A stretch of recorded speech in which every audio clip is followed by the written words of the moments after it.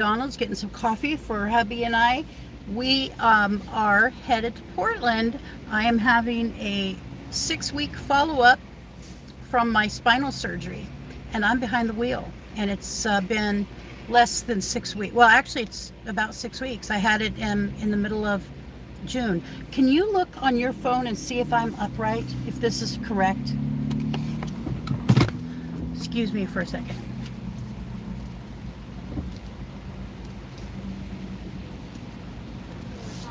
Hi. Yeah, 318. There you go.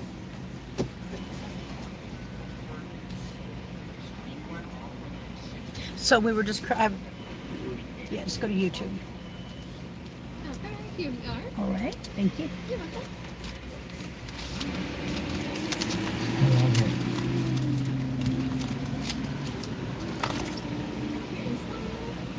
Coffee number 1. So I'm gonna have to put the coffees in here. Whoops, that came off, Richard, sorry.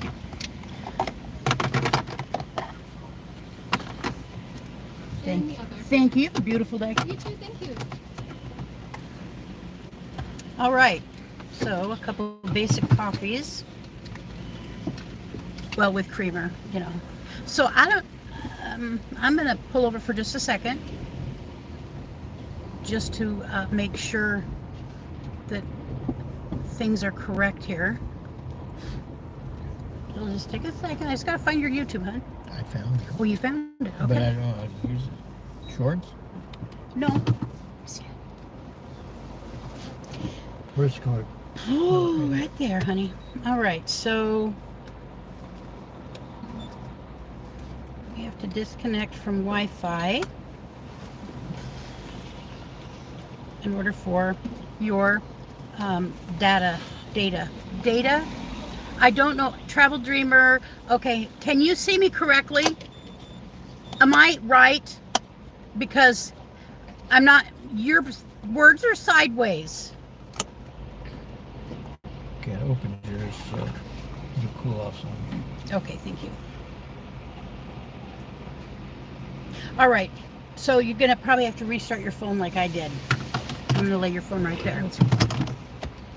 All right, so I'm not gonna be able really to talk, to interact much. Box fan D, hello D. I'm so glad to see both of you here. I don't know really other than you guys because I am driving. So Richard is not feeling so well, but he's going to try and log into his YouTube and see if I'm correctly righted on here, because it doesn't look like I am. Like I'm maybe sideways or something. You're not in a seatbelt. Yeah, I know.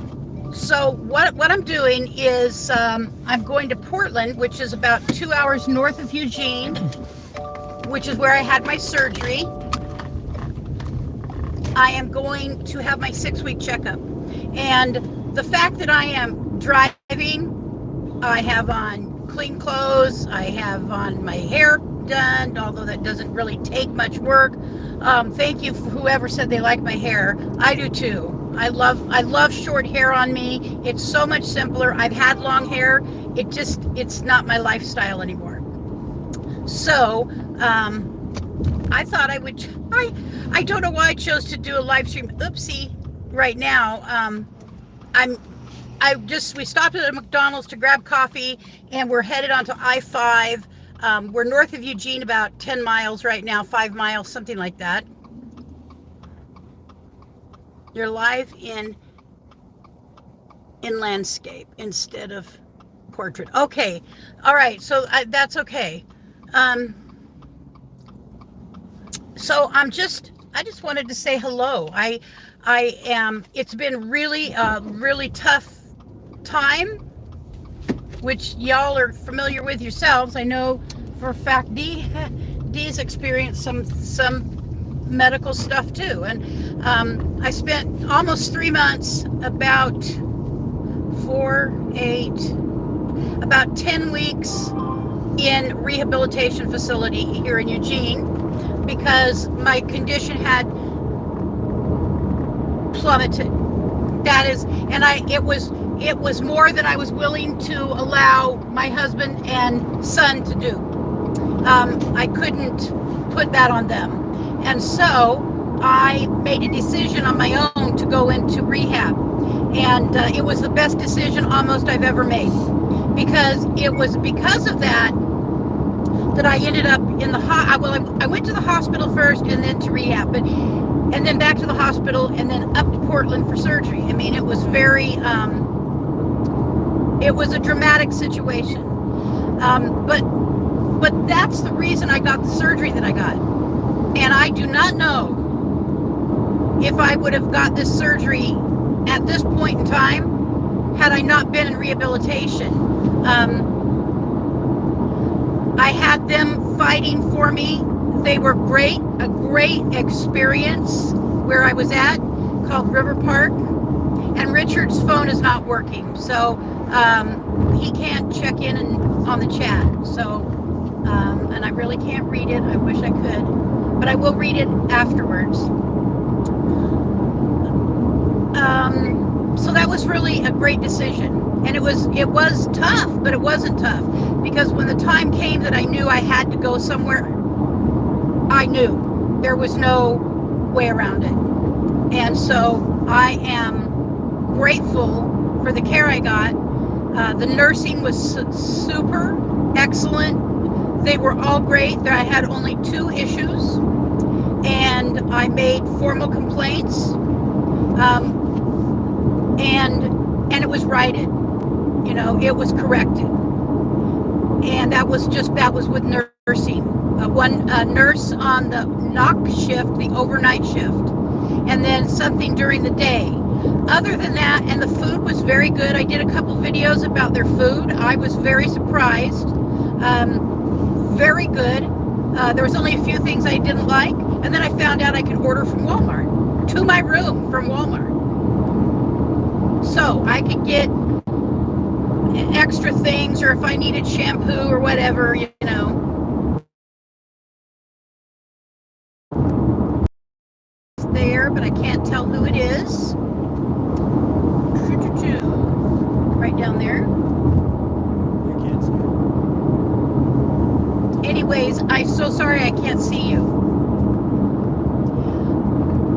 I'm going to see if I can flip the screen around. Okay, it was very simple. So this is what the scenery is like right now, driving up I-5 North. We're south of Albany, Oregon, and it's very green, very beautiful. This is a fluke day in our summer. The next several days are going to be in the low hundreds, 98, 99, 101 on Sunday, which is nothing, I understand, compared to summer in Quartzsite. So we were expecting a few raindrops. I just don't think it's going to happen. So yesterday we went and we got the tires rotated. We got an oil change, air filter change on the cabin air filter. Everything I wanted to be as safe as possible, and we have roadside assistance. So if there were to be an issue, we would be covered in that way.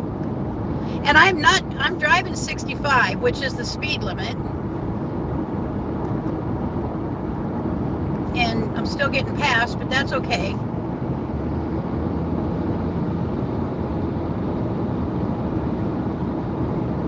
Looks like there's a fire over there on the hill. It's clouds. Really? Yeah. Okay, because looks like there's fire to me. Maybe it is clouds. Richard, that looks like smoke. It's clouds. Okay. So I am doing home therapy. I was assigned home therapy and a occupational therapy. I don't need occupational therapy. I got everything I needed at rehab. Now entering Lynn County. I got everything I needed in rehab. They were exceptional. Really, I missed some of the people there. You know, that there were great residents. Not everybody is, you know, there's people there for all different reasons. and age groups as well. And so I unfortunately though was in with a lady, I think she was close to 80, completely immobilized as far as she did not ever get out of bed. Only she had a really nice wheelchair.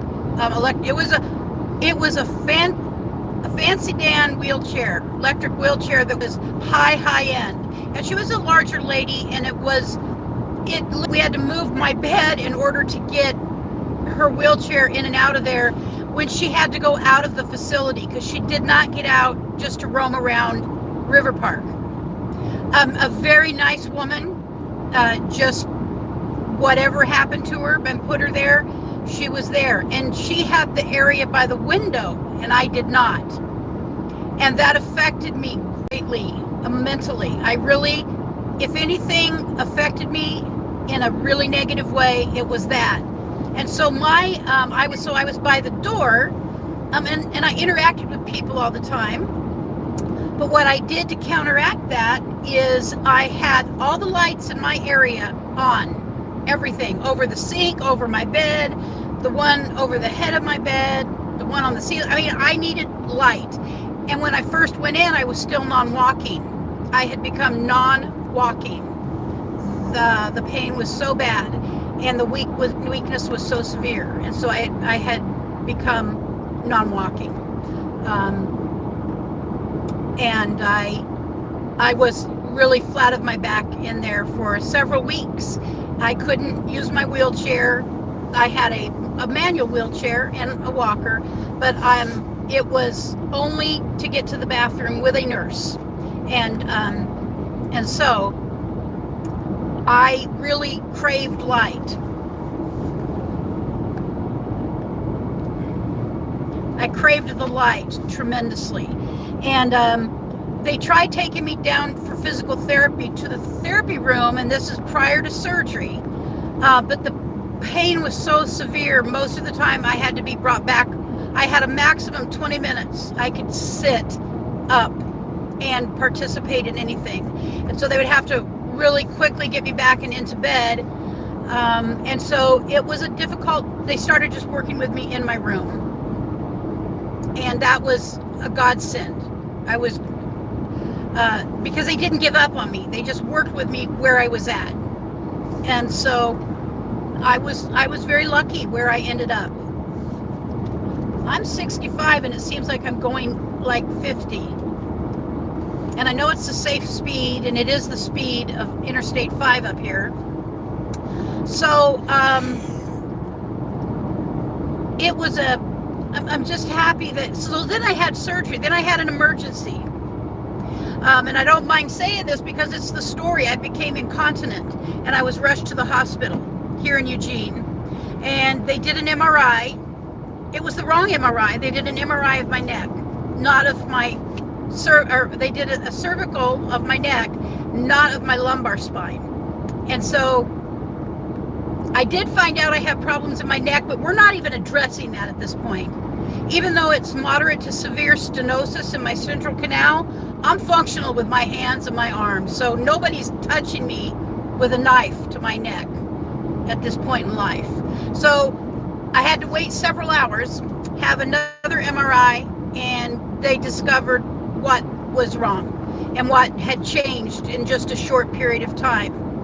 And they were going to, so Riverbend Hospital, Peace Health here in Eugene is huge. It's a huge organization, but none of their doctors were qualified to do the surgery I needed. And they have really very good surgeons, neurosurgeons, but they were not qualified. And so they consulted with Oregon Health Sciences University Hospital in Portland, and they were going to do emergency surgery on me. So they sent me up there at 1:30 in the morning that night. I got there at 3:30, and I was very disoriented. You know, I was on medication. It was all so fast. I was given information that was frightening. They said it actually could not just paralyze me without having the surgery, but not having the surgery could kill me. I could die. Now, I don't really understand that. And until I have the doctor explain why that could have happened to me. I don't know how to explain it to you guys, but that's what I was told. And so I was terrified. There were doctors. So when I got to the emergency room at OHSU, there were doctors coming in and all over me. And I didn't even know their names. I don't remember being introduced like, hey, I'm Bob, or I'm Jim, or I'm Sally. And it was an emergent kind of thing. And then they decided I want a medication that they needed to deal with first before they put me under. And so within several hours, so I stayed in emergency for several hours, and I told them, I said, I've been in a room with no light for many, many weeks. I'm feeling claustrophobic really bad, and the emergency room I was in was super small. And I said, basically, I need someplace else, please.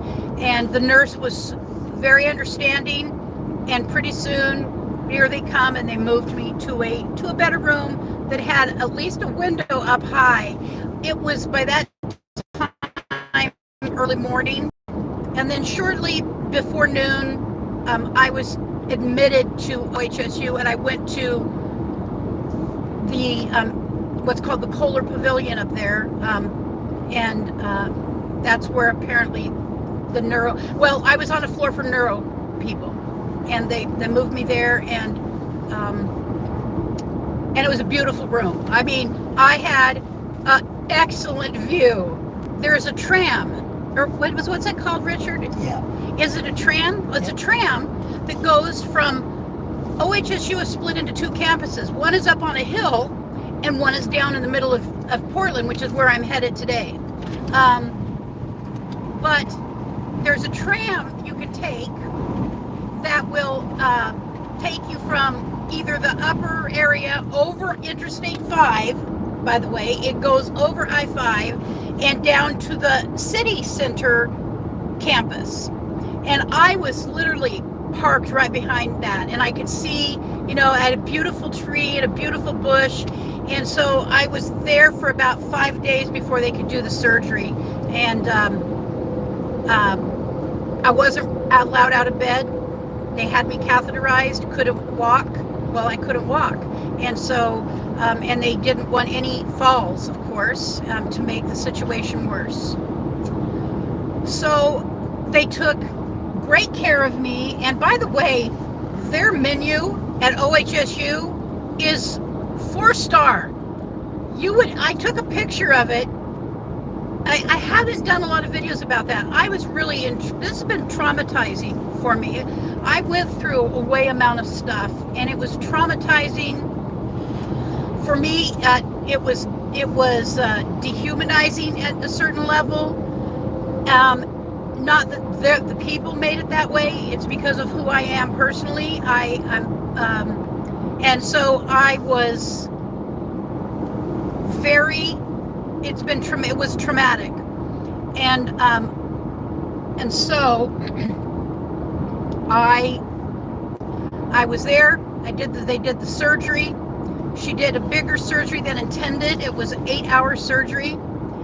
And she found more stuff to fix, She cleaned up a failed fusion, which is what really was at the root of all of this. I had a fusion several years ago that was failed. And so that had to be taken care of, and whatever else. I don't really, truthfully, honest to God, I don't really know.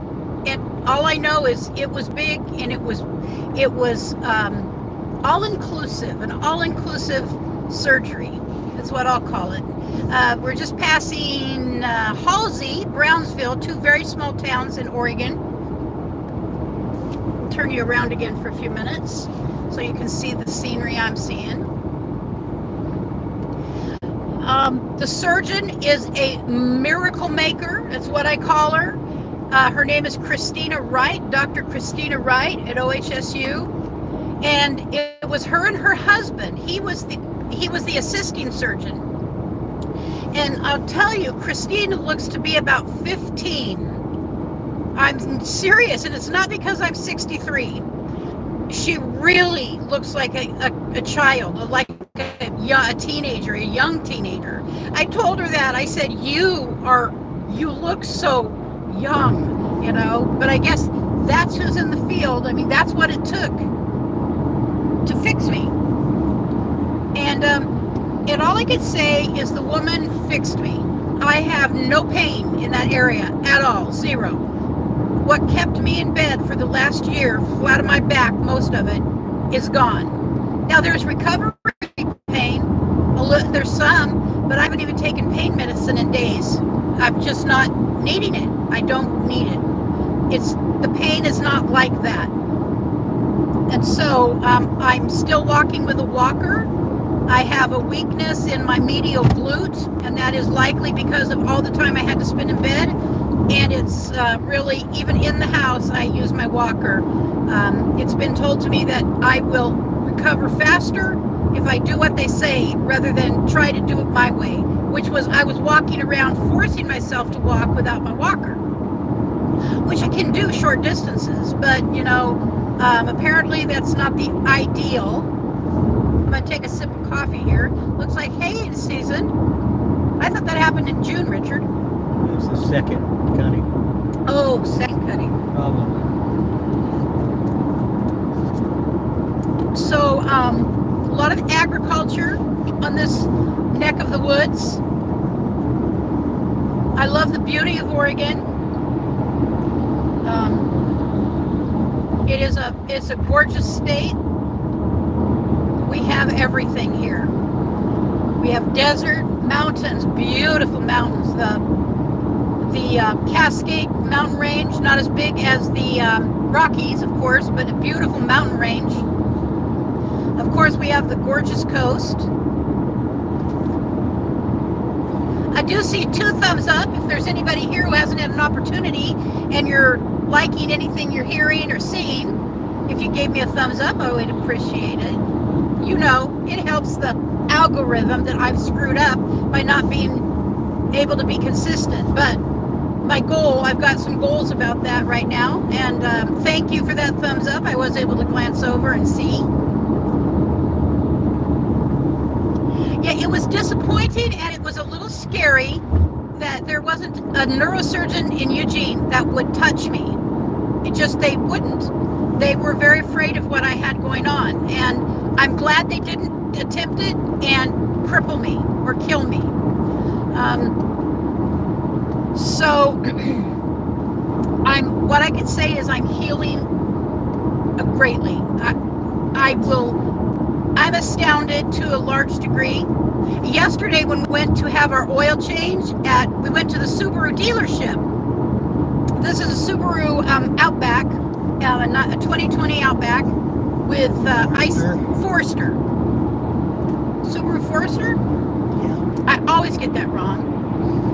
And so we went to the dealership because there was 2 remaining oil changes available. And so we went there, and I did not take my walker because I assumed it would be like Oil Can Henry's or, you know, Lube It USA, where you just pull in, they go underneath and they do it, you're out in 10 minutes, 8 minutes. Well, nope, that is not how it worked. And I had to walk into the dealership, which was okay. It was a distance I could do. Richard helped me, you know, he let me lock my arm with his, and he was a great help. I could have done it without him, but I probably would have chose not to, out of abundance of caution. Well, we are getting some raindrops, Richie. Yeah. On Eugene. Yep. And to think it's going to be 98 tomorrow.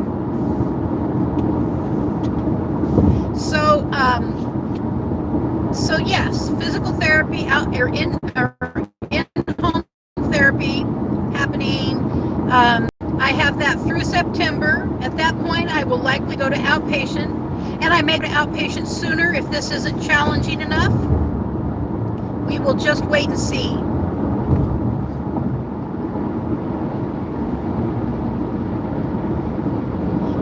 far it's been a good opportunity, because the one physical therapist discovered not just that I have a weakness in my medial glute, but that I also, my left leg appears to be a little bit shorter than my right leg. That could be, I've had them measured before, so I know at least in the last 10 years they were measured accurately and they were the same length. However, with all the spinal problems I've had and the surgeries, it's possible something has happened to my hips, and that my pelvis is not in, it needs to be adjusted.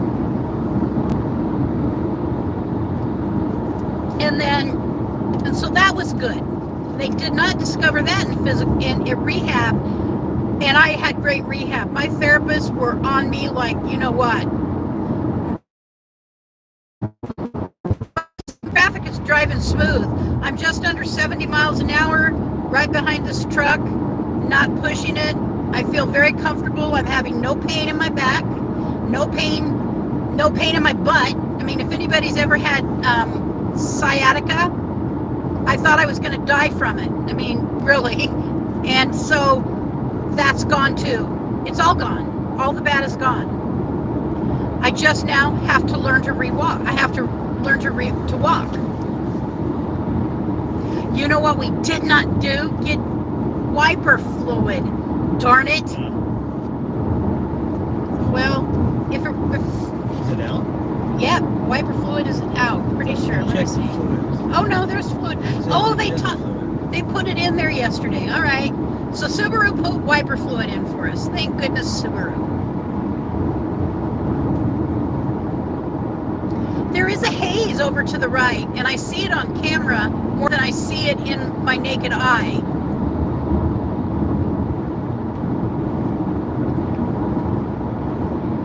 So my sisters, my three sisters, my sister Nancy is the oldest living sibling now. She is, I think Nancy's 73 or 74. And my sister Olita,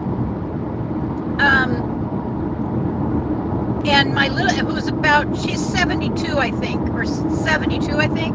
And then my little sister Priscilla, who I'm closest to, we're close in age, they came up for my surgery, and I can't remember if they were there. And my nephew was there. He came, he had to go to work the next day, so he couldn't spend the night, but three of them came and they spent the night up there. And He had to go to work the next day, so he couldn't spend the night. he simply came and said hello to me as I was coming out of anesthesia. I have no recollection of William coming and being there. Zero. None. But I was in my room, back in my room that night. My sisters were there, and I wonder if any of them are on here. All hell broke loose between them. Yep. Which is not uncommon in my family, and you will never guess what it was over. Uh-oh, that truck is sweeping. Yep, he put on his brakes. It was over driving. One of my sisters, who shall remain unnamed, was a passenger and has extreme panic about others driving. And this is slowing me. My brakes on, so there's a system on this car that's called eyesight, and it slows me down if the car in front of me is slower. Well, they've slowed down, so I'm down to 60, and I'm going to have to pass them. They must have someone in front of them Yes, who's slower. in the past. That's what he's trying to do. I'm going to pass them in just a minute. And so, here I am, coming out of anesthesia, trying to moderate this argument between my three sisters. The one sister who was in panic mode, I understand extremely well, and it wasn't that they weren't caring, that because she thought that the sister who drove up drove too fast. And I'm not saying she didn't or she did. What mattered is that the one who was in panic and literal having a panic attack felt she wasn't being heard. and that her panic disorder was not being respected. And so one of them, and it was over the speed, because the one sister who was driving, now I've lost a couple people, boy, that must have went sideways, but this is kind of funny to me. The one sister who was driving, who is a competent, capable driver, by the way, she said she was staying with the flow of traffic. Okay, well, and that it was her belief that she had to exceed the speed limit, even going 85 miles an hour in a 65 mile an hour zone, if that's the speed that the traffic was going. Well, as it turned out, they ended up calling the police. Ask the police. Now I'm being totally serious. You should call Priscilla, and tell her I'm live streaming. And I'm talking about the argument in my recovery room. Anyways, so I was trying to moderate it, and one of my nieces was there, who's a very mild, meek young lady, who is a pacifist, kind of, and I don't mean that in a negative way at all. She's just I don't see her on my phone.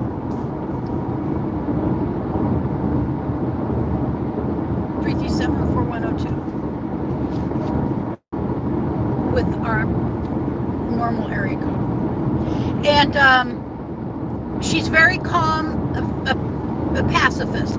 She was trying to redirect the conversation to something different. And it was just a very funny situation, because I am a natural born peacemaker. Now, it's not that I don't, hey, if I have to have an argument, I have it. I'm very straightforward. I'm not afraid to stand my ground. Hi, this is Richard. Kay wanted you to watch the YouTube of her. She's live streaming. I'm telling the Talking story. about you guys. The story of the argument in the recovery room. Bye-bye. So I don't know why they didn't pay attention to notifications. You guys did. So She sounded like she was sleeping. oh, she might have been. My little sister has fatigue, and so she's just also tired. So anyways, I'm laying there trying to help them hear each other. It was it should be a comedy skit, because they did feel bad about it, but later. They did feel bad about it later. Because they came to be supportive, and they were great support, and it was very nice to see them.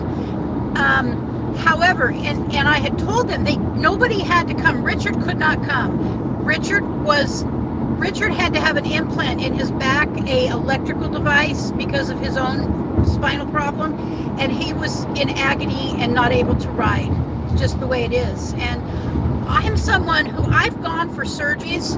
I've literally taken a cab to the hospital in the morning, or had someone drop me off, and gone through the surgery. And I don't like people to come to my room, because I like to rest, and I like to not have, because I know my personality, I need to entertain you, and so engage.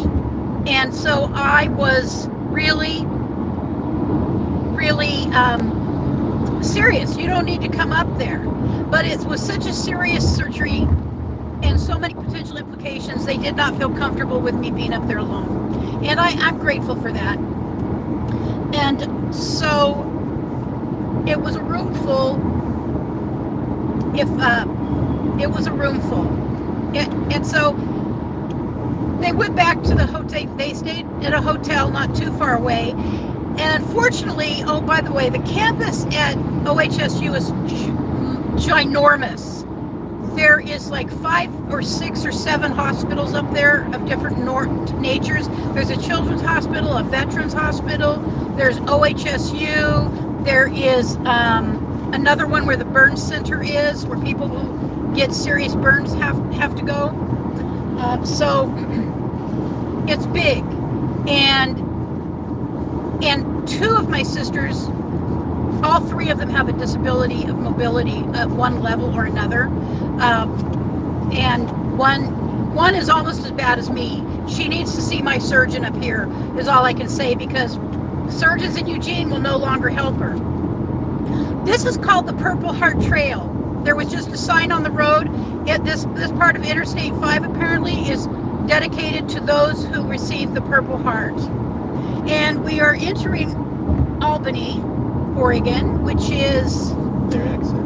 if I wanted to go over to the mountains, I would go right there. Lebanon. Yep, Lebanon, a small town. It's actually where I got my RV registered in order to get it done sooner than later when I bought it. Okay, I've got to pay attention here. No, I'm going to stay in this lane. I'm going to give them a chance to get up to speed. That way, I do not have to... ooh, there's a Hyundai behind me with a really nice grill. Orientation locked. Rotate device back.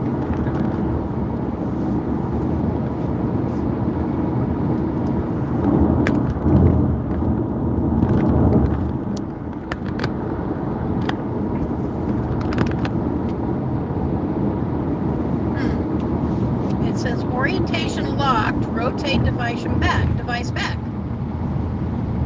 have no idea. Well, darn it.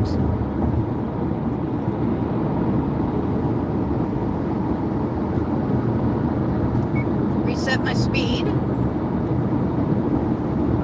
Yeah, I don't want to be going 75 miles an hour. I'm just, let's see.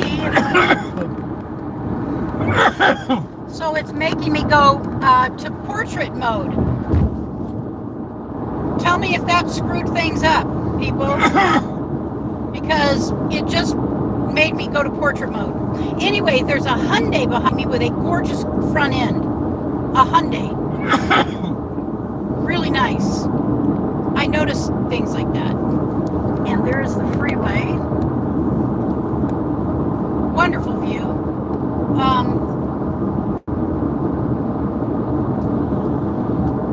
All right. Now it's not too far. And Priscilla. Oh, hey Priscilla. That's one of my sisters, my little sister.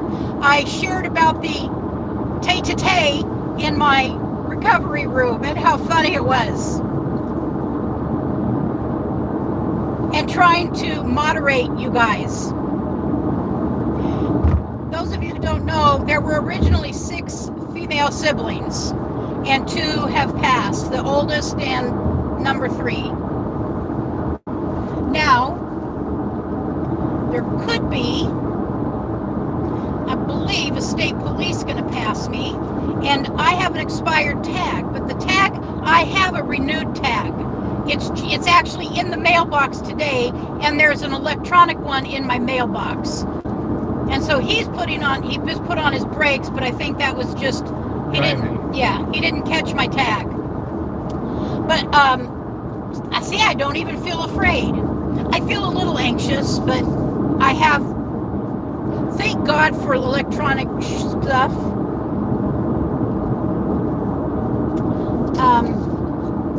So we're not far from Salem.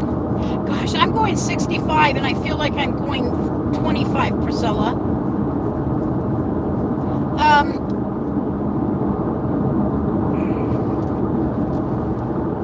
This is weird. I don't know why the camera made me go to this mode.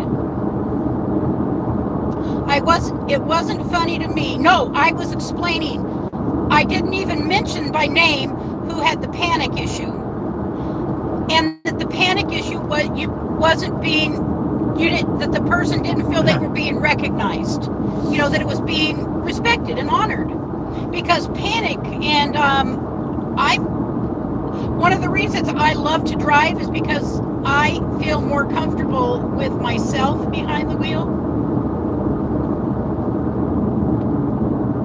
And that's just unfortunate fact of my personality. I have some minor control issues. So I think one of my other sisters just noticed that I'm live streaming. And Priscilla, I'm going 65, as I just said, and the traffic seems fine. I know it's going to get nasty the closer we get to Portland. Nasty to you and I because we don't drive in this level of traffic all the time.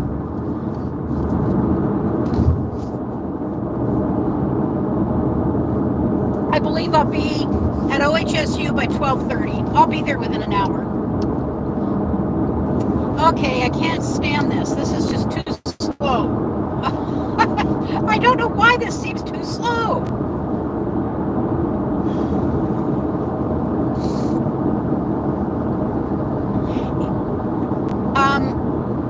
So I'm not going to be able to glance over much. I do see AS Blind Made Productions is on here. Alfonso, thank you for stopping by, sweetheart. I appreciate that.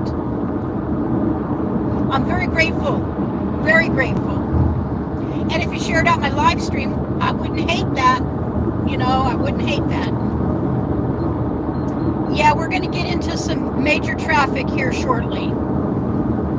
Not LA level traffic or Seattle level traffic, but major traffic.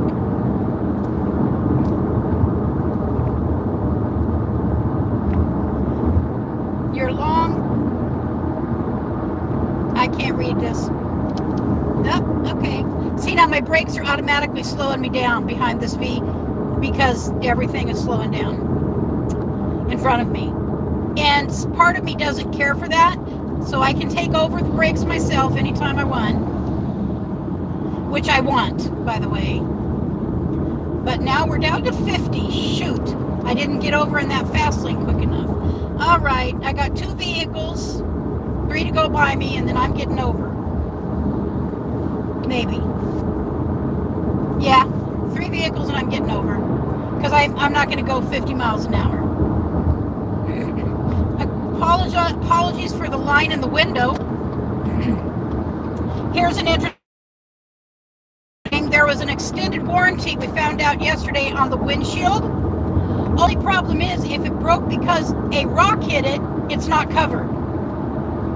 So my question is, how is it covered? What event is covered? Is it like an asteroid or what? I mean, what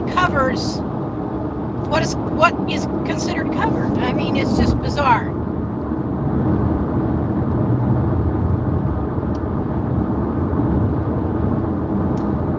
That was, I believe, the Santee Am River, which is a good-sized river once you go head up into the mountains. Beautiful area, the Santee Am Pass, the Snow Pass, as a matter of fact. I believe that's where one of the snow park is. Thank God for coffee, because I did not have coffee this morning. We had a really rough night. The implant in Richard's back is not working. The battery is not working right. Gosh darn it. Okay, so the slow lane is going to mess with it. The fast lane now is going to mess with me. Oh, there's one of those little teardrops. I think it's a teardrop. I see there's 8 people in here. Thank you so much. Don't forget to give me a thumbs up. So I see Olita Hemmerly's name. That's another sister.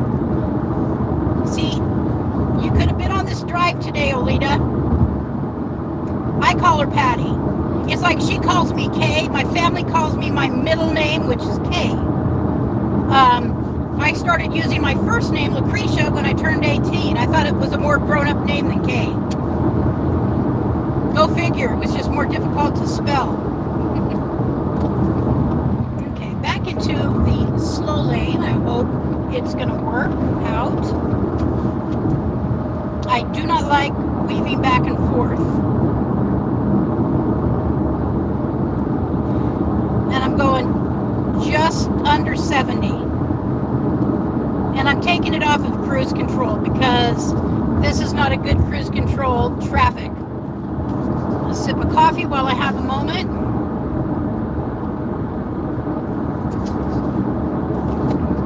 Turn the camera a little bit so you can see some of the beautiful there we have here. It is beautiful. Oregon is a gorgeous state. Some of you probably heard this, but my ancestors came here in 1846, and they settled northwest of Eugene, about 20 miles, Richard, would you say, out to Cheshire? 20. About 20 miles from Eugene, south of what's called Junction City on Highway 99, which was the road back then. I mean, well, not in 1846, there wasn't a road. But I'm saying it became, I believe the Coast Highway was first, and then the Highway 99 was the primary road before Interstate 5 went in to drive up and down the West Coast.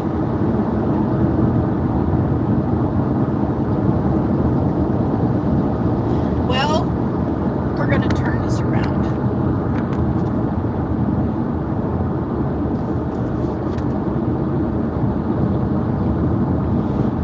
And so that's where they settled, which makes perfect sense back in those days. I love genealogy. My oldest sister, Linda, who passed about 7 years ago, she was a genealogist. I started it first, passed it on to her. My dad and I started doing genealogy, and he really enjoyed it. And I loved it too. I went to the LDS library several times here locally. We found out a lot of information, and then my son took over for me primarily, and he and my sister Linda are really the genealogists in our family, and they both found out really interesting information,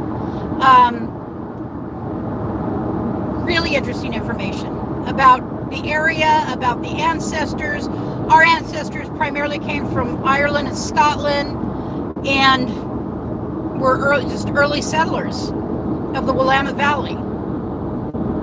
So Salem is 10 miles. I lived there for 3 years and went to school at Chemeketa Community College in my early 20s. I moved up here by myself. It was, I remember the day my dad brought me up here. Work ahead, okay.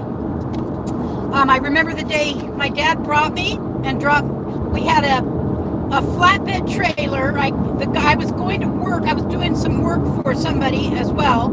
I got a job selling pre-need cemetery arrangements because I had done it already. I was really, oh, that son of a dog face. That's a Colorado license plate. Look at them. See, this is what's going to start happening. Oh boy, yay. You go. There's a state policeman up there. I hope you meet him. So, my dad brought me up here, and I remember we went out to eat lunch before he left town, and I just felt, when my dad left, I felt this complete empty feeling.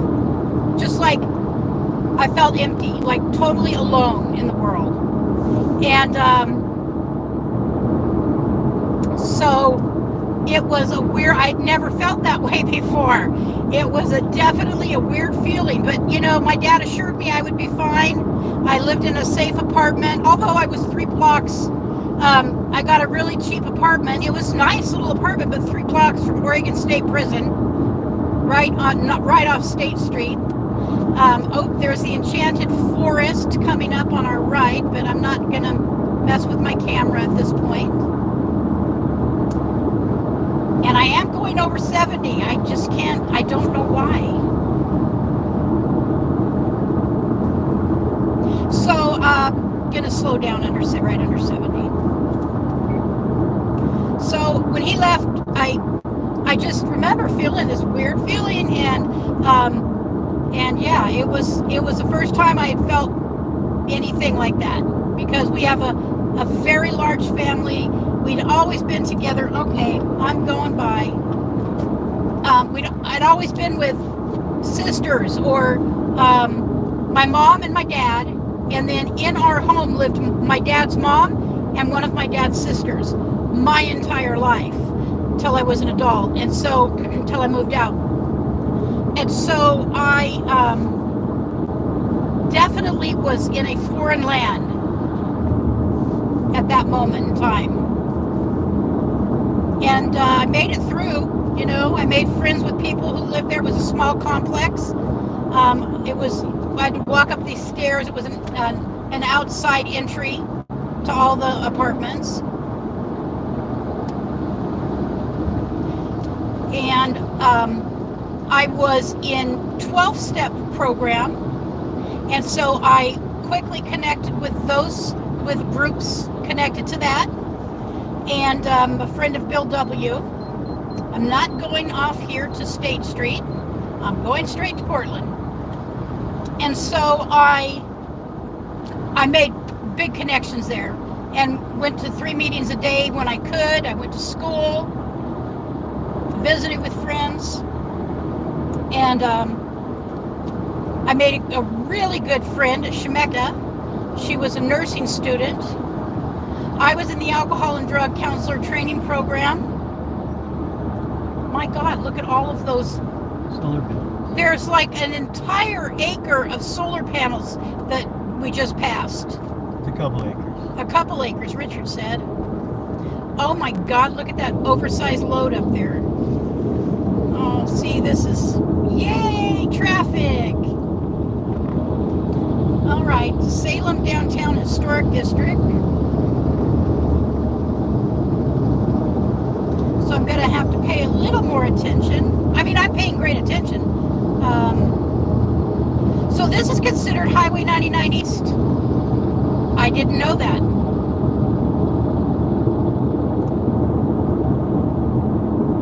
I did not know that. That looks like a big window, Richard. What the heck is that? Like a giant window. It's like a swimming pool. Hot tub. Oh, it's a hot tub. That's what it is. Swimming pool with a hot tub. Yep. Corner. It's probably one of those kind that you can exercise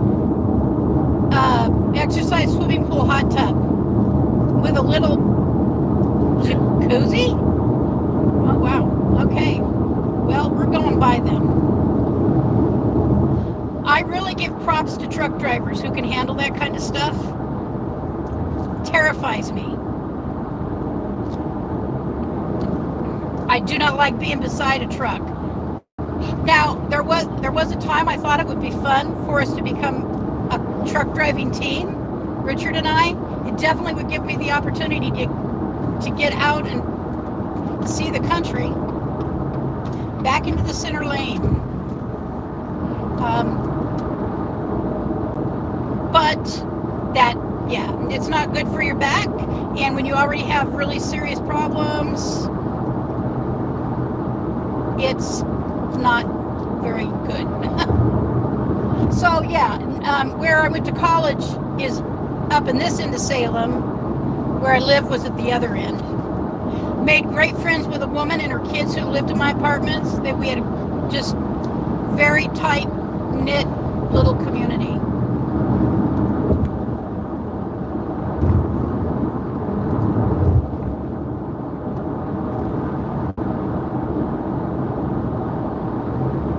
And I think that's where one of the places I learned that I do actually enjoy being alone, kind of. Like I was saying, when I go to the hospital, I really prefer people not come up. Now, there have been times when Richard was able, when I had a couple of surgeries, he literally slept in the room with me because this is when I had a different neurosurgeon who wasn't afraid to operate on my back, and he did all my surgeries. At Riverbend, it's a newer building. It's been built in the last 20 years, and it actually has a bed in there that the couch makes out into a bed. Somebody can sleep on it. And there were a couple times when I was in really bad shape after surgery, and I just really wanted him to be there. And but I don't have to entertain him. You know what I'm saying? He's my spouse. I don't have to entertain him. He's just there. We're just there with each other.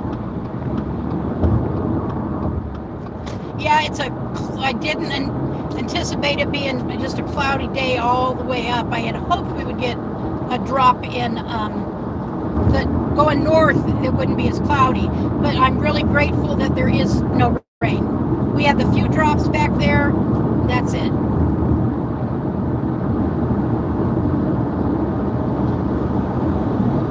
Probably gonna be different out here.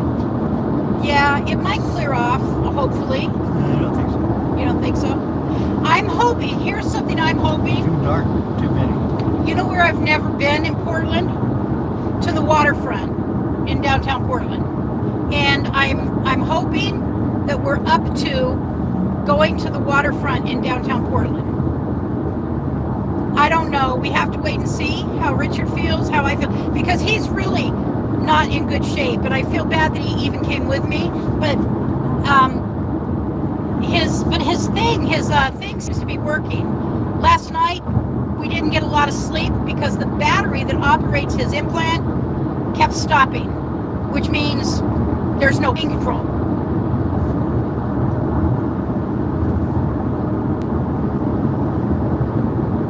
So it was not a great night's sleep. Now I'm going right at 70, right at 70, and I'm thinking I'm gonna drop it just a little and get in the middle, stay in the middle. But I'm gonna have to really stay at 65. All right, we'll land the town center fairgrounds. I remember also one time my dad came up when I was living here, and we went to the fair, the state fair that's here in Salem. It was really fun, and I don't know why, for some reason I'm thinking there was racing, horse racing or something, or dog racing. I don't remember. It's just like a very split second memory, but I remember sitting with my dad, and there was a bet on something, and it had to have been dogs, and which I no longer really like dog racing. Although it doesn't seem like, it seems like, I don't know. But anyways,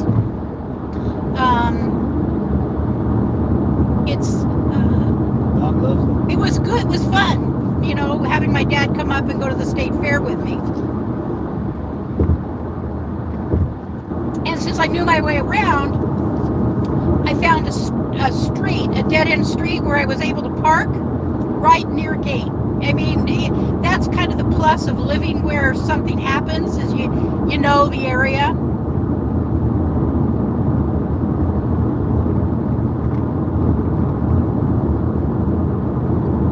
I think I moved that the wrong way. Let's see the last. Dog racing. Okay, Patty. My sister Olita said dog racing, so probably dog racing. And Priscilla, I don't know if she's still here. She may have come up and went with us. But it was fun. It was a fun time.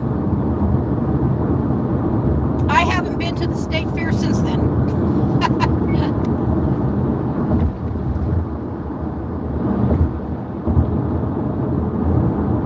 So we're really what I consider on the outskirts of Portland. No, we're not. This is still Salem. Chemeketa Community College, turn off right up here. But within about 15 miles will be where I consider it, where I see Portland starting. Woodburn, Wilsonville. I'm right at 65. I'm going to go right up a couple miles per hour. Right, it's about 68. There we go. So, Fallen Officer Memorial Highway.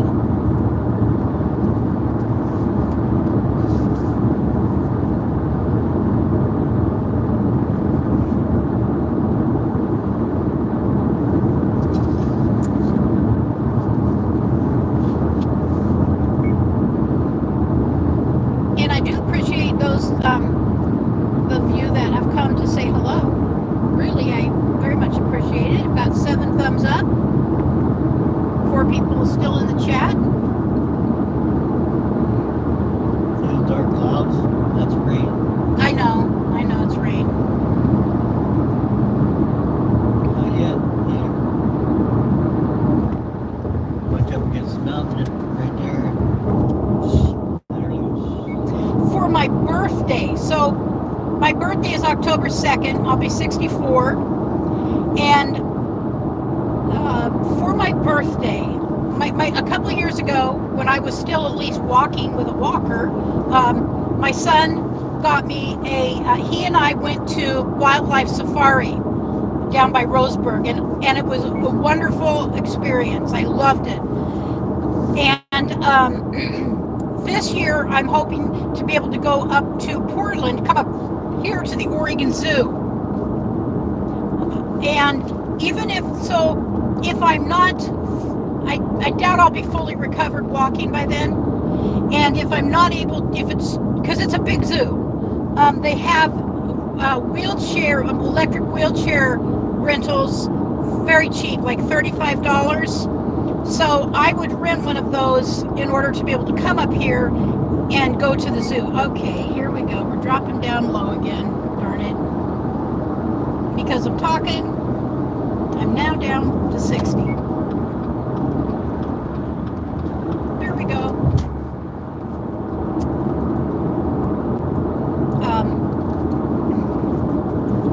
So that's my hope coming up in a few months, is to be able to go to the Oregon Zoo. I would love to do that. I have fallen head over heels in love with elephants. Now, here's the thing for me. It's not that I believe elephants should be in captivity. That's for our pleasure. Not at all. My mind has been extremely changed on that. I've been to several circuses in my life as a youngster, and I loved it. I do understand now, and I have a moral belief about it. However, here's the deal. There are animals that were brought into captivity, unfortunately, and there are ethical zoos that are they're giving them more natural habitats. They have excellent care, and the elephants specifically are kept in herds now.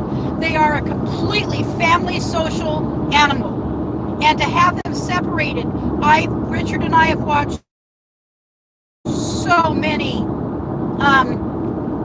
Thank you, Patricia, Olita. Rescue. So we've watched dozens of rescues of elephants from being kept alone. They're literally in a cement cage alone for 20 years, for 25 years, for 15, for 30 years. They've never touched grass, and all over the world. So there is a rescue organization called 4 Paws, the number 4 in Paws, that if I could get on a plane and go to South Africa, I had the means and the health, I would be in South Africa volunteering on the front lines with 4 Paws.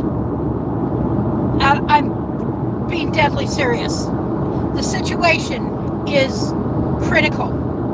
And it isn't just elephants. It's tigers, it's lions, it's camels. These large animals that were never meant to be kept are in private zoos, or here's the other place they're kept, at restaurants, outside restaurants, in these cages with cement floors. They may get lucky and have some hay put down once in a while. There are 3 lions that were kept in, what were they, Richard? In transport on rail cars, abandoned rail cars, abandoned lions. And this man took care of them the best he could. This is in South America. I think it might be Venezuela. It's one of the countries down in that area. For 20 years, he did the best he could. It wasn't good. The lions it was horrid. And so I have 4 Paws rescued them. 4 Paws rescued 101 lions. I believe it was just lions. 101 lions from an organization. No. It's either lions or tigers. Dang it. Oh no, it's bears. It's bears in Asia, Asian bears. These bears are kept in what are called biofarms. I've lost people. Bile farms, where their bile from their, what's it called, that I've had removed? Gallbladder. And sometimes they harvest it by putting a port directly in, and it's left open all the time. These bears, in many cases, are there for 20, 25 years until they're of no use any longer. Sometimes they're operated on repeatedly, and so anyways, you get my gist, the ugliness of this. And there's a pharmaceutical company in South Africa that has its own bile bear factory. And so Four Paws rescued 101 from this one particular organization. It took them a little bit of time, and the ugliness of what the government, and they're almost held hostage for money. But Four Paws, so people like Bob Barker, he supported Four Paws in the move of a particular elephant. He paid $1 million. $1 million for one elephant to be transported because it was so big, and the cage that it had to be transported in was so massive, it had to be transported to one of our military aircraft carriers. And he paid $1 million for that to happen. Cher is also a person that has participated in this. Patty, my appointment is at 1:30, so I'm doing great. It's 11:55, and I'll be there by 12:30. And they're going to get me in early because they've had cancellations. And then I'm going to try to go down, and so I got to go get an X-ray of my spine to make sure the fusion has taken. And then I see the doctor right after that, or not the doctor, the PA.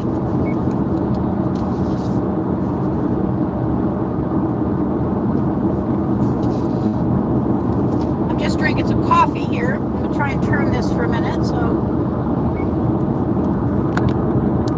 So we have gotten extremely connected to that organization. I watch it a lot, and it is hard to watch, by the way. There's another organization in South Africa. This is another place. If I could split myself in two, between Four Paws and this other organization, I would. The other organization, I can't think of the name, but it is a baby elephant nursery. And all they do is they take care of orphaned baby elephants. And they're brought in there from wherever in Africa that they're found. And one of the situations, ugly poaching. And mom is killed and baby elephants left behind. One baby elephant was actually caught in a snare. It was able to pull and it was around its throat. It was able to pull the snare out of the ground, whatever it was attached to, but the snare was so tight around its throat for about 2 months. It was attached to this, had this snare, it was discovered. And the baby elephant was transported to the orphanage, and they they have veterinarians that are totally dedicated to them. So they get the baby, they get it rehabilitated, so anyways, so that's one instance. Another instance of baby elephant, the snare was in its mouth like the Joker, from here to its ears on both sides, gaped open. And the woman who heads this up, she's in there elbow deep, hands-on caretaker. Each baby elephant has caretakers assigned to it 24/7. They're never alone, because that's how in a herd they are. So until they can integrate them in with their herd, it's called herd, by the way, HERD on YouTube. And until they can integrate the baby in slowly with the herd of other baby elephants, and then another larger herd that's kind of another story, it's always with a caretaker. These babies, and they have blankets over them because they're babies. They're like human babies. They said they equate them to human baby needs. They're fed bottles every 2 hours until until a certain point through the night, and that includes through the night. And these are, obviously this is the job of these people. It's men who caretake these babies, and they become mom. They are mom. But this woman who is the director, she is hands-on with all of the care of the animals, and it doesn't matter what she has to do, the amount of time, like this one poor little baby elephant that I was saying that they got the snare out of its mouth, terrified of people, of course. And she's on the other side of these, the fence, for lack of the right word, but she's on, and she just is loving and dedicated and committed, and just give the baby enough time to adjust, to acclimate, to adjust, and they never fail because they never give up. They never give up. They do what it takes. The amount of people it takes to do this is what it takes. And it's just the most loving little nursery for baby elephants I never in my wildest dreams imagined. Portland, let's see, Aurora, Portland is 29 miles. So, yep, we're approaching Portland. So anyways, I love animals, the wild animals, and the tigers and lions, what's done to them. And I remember being young and not seeing a problem with, when I would have never liked seeing an animal just kept in a cement cage. No, never would that have been an okay thing for me. But just the circus, circus elephants, tigers, lions. I didn't understand when I was young. I get it now. And again, if I had the means, I would be doing anything I could to help these people. Means and physical health. Wrestling baby elephants is still baby elephants, and it takes ability to stand your ground and health, and there's so many things that I know now I wish I knew 40 years ago, and it's just not the way life works. We all know that, and or that I even knew 20 years ago, and that I could have done something for. I did what I don't regret my life. In my recovery, in my alcoholism, I've helped a lot of women, and that was a blessing. It was a period in my life when I got to be a great service, 100% service to women who wanted to learn how to not drink, and quite a few ladies that I worked with, and I loved helping them, and I enjoyed the work, and then when my back went, I started becoming with a lot of pain and was not very mobile. It interfered with that part of my life as well. So my physical health has affected every facet of my life. But I'm gaining it back. I can tell you, I will be walking without a walker. It's not a judgment about walker. Let's just say I have damage to my medial glute that can't be fully righted, and I have to use a walker, I'll use a walker, but I'm going to find a way to get an upright walker. That puts me at even with the world, so to speak. It's ergonomically correct, and it would be so much easier on my body.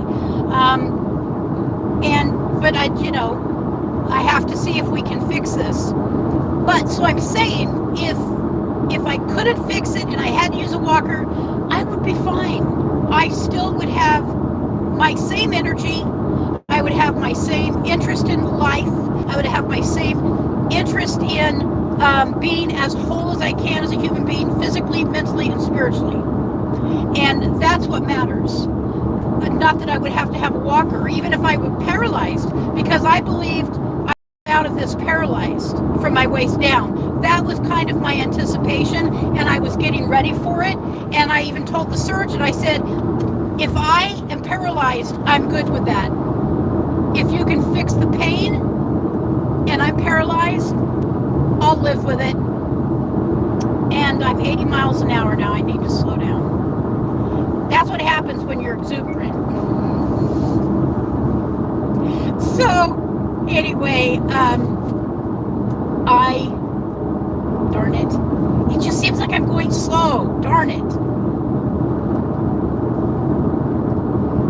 Speed limit is down to 55, but there is nobody going 55, and the fast lane is going to zoom around me here in a second.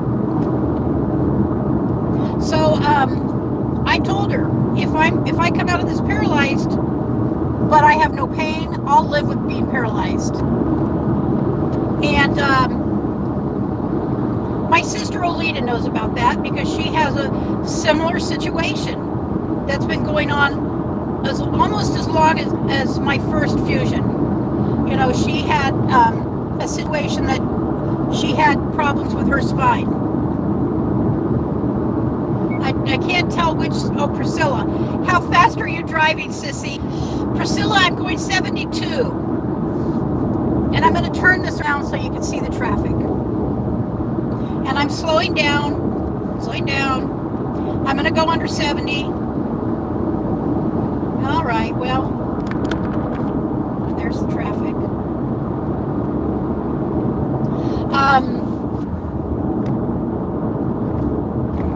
Yeah, that's okay. So we are slowing down to the 55. All right, I'm grateful for that. I mean, I don't want to be speeding in this zone. And I don't have to speed. There's a rest stop. Okay, there will be a rest stop up here.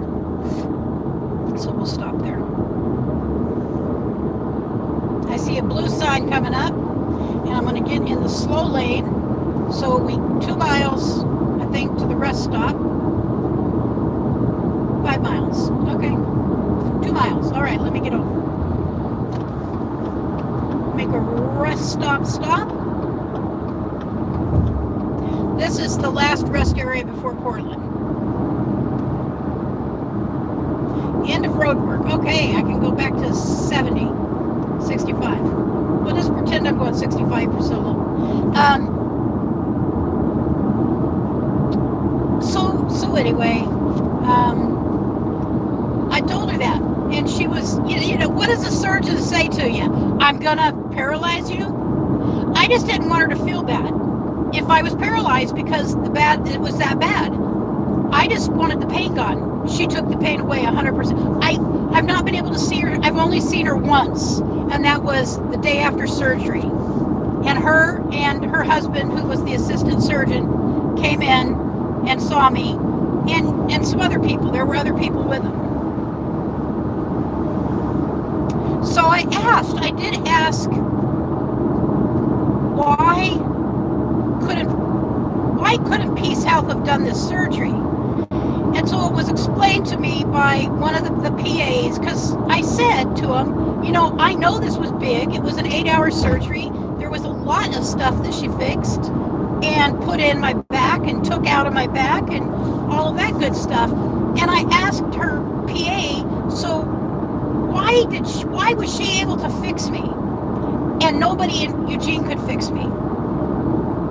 And I said, so will they be able to use this for training? Because I know, Richard, it's a training hospital. It's a teaching hospital.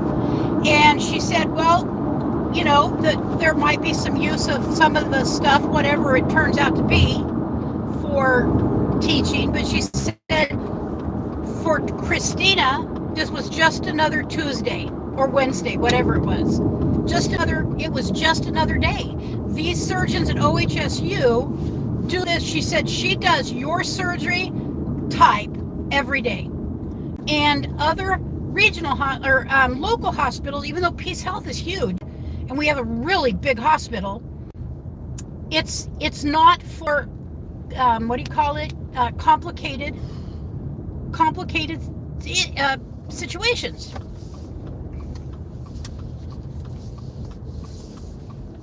So I You need to go now. no, I don't need it. want to turn you around and talk to you. So this is a nice rest area. It looks like there's some kids doing something. And picnic tables. Hubby is walking up to the bathroom. Okay, so let's turn around. Let's turn around. Take my seatbelt off for a minute. Priscilla, you must be getting close. Yeah, Priscilla, I'll be there by 12:30.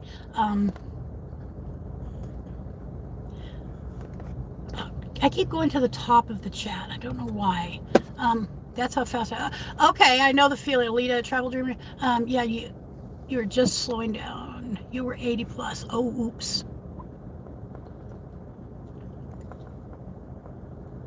How can you tell how fast I'm going? The elephants too. I have an elephant bracelet on. Oh, good for you, Olita.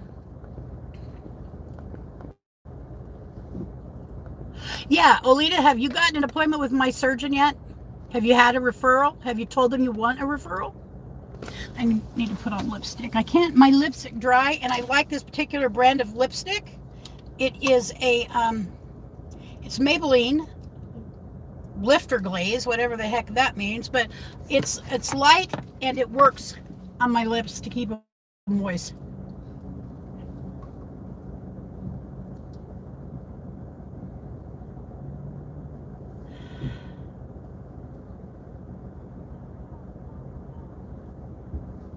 Okay, that feels much better.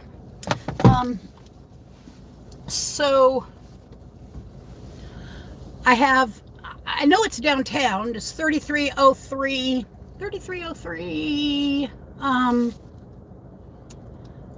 South Bond Avenue, Building 1. Please tell her I want to see her. Olita, I'm actually not seeing her. I'm seeing her PA. Hey, could somebody please block? I know I've got moderators on here. Let me see if it's not appreciated. Gizlet too. For God's sakes. Gosh darn it. I believe I have modern people on here who can block that person, please. I'm looking to see how I can do it.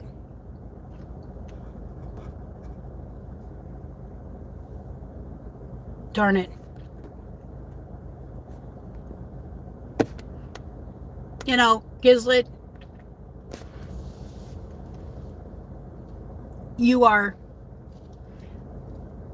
nothing.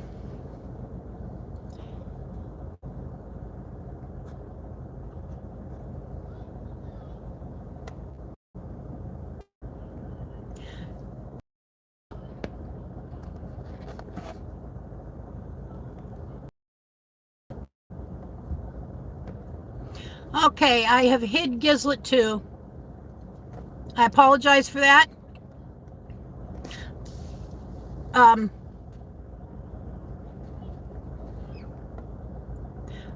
And I am adding Travel Dreamer. I hope you don't mind as a standard moderator. But I got that person off of there. I apologize for that. I've really not had too much problems when I've done live streams with things like this, and it's really risky, I guess, when you're not able, when the creator is not able to moderate, and driving down the road, I'm not able to moderate. So, and Priscilla, if you're still here, you can. All you moderating, you just have to touch, like, tap on a person, like if a person like that just Alita, I'm gonna make you a moderator too. That's one of my sisters. Alita, if you see something that's inappropriate, all you have to do is tap on the person's little profile picture, and you can hide or remove a comment or put someone in timeout, you know, when it's not really bad, but that person, you know, had to go. So anyways, I'm really excited to be almost there and get this. I don't feel pain, so my assumption is it's fine, that it has fused.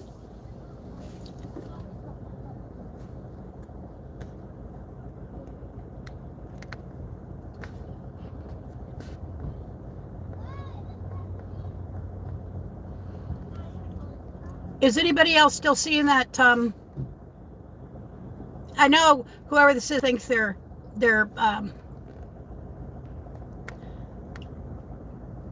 special, but they're not.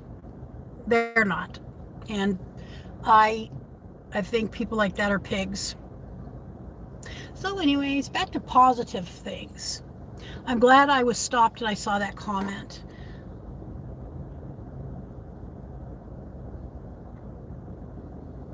Thank you, Travel Dreamer 46. So I am, Richard is almost back here. I'm going to go ahead and put on my seatbelt. We have some gorgeous trees here. Look at, I'm going to turn this back around.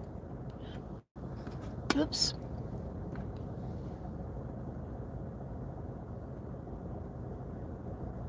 Oh, Lita, it was disgusting. Just sometimes live streams get people who are just want to be disruptive and say ugly, nasty things, you know, and so that hasn't happened much to me. It is not normal for me. Anyways, I'm going to turn this around so you can see our beautiful trees. Look at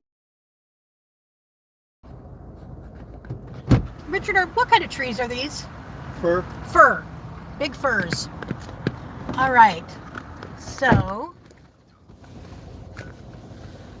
I'm trying to get this back in focus. It'll refocus. All right.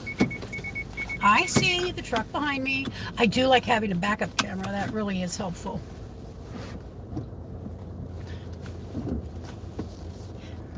What is her need? She's looking for money. Oh.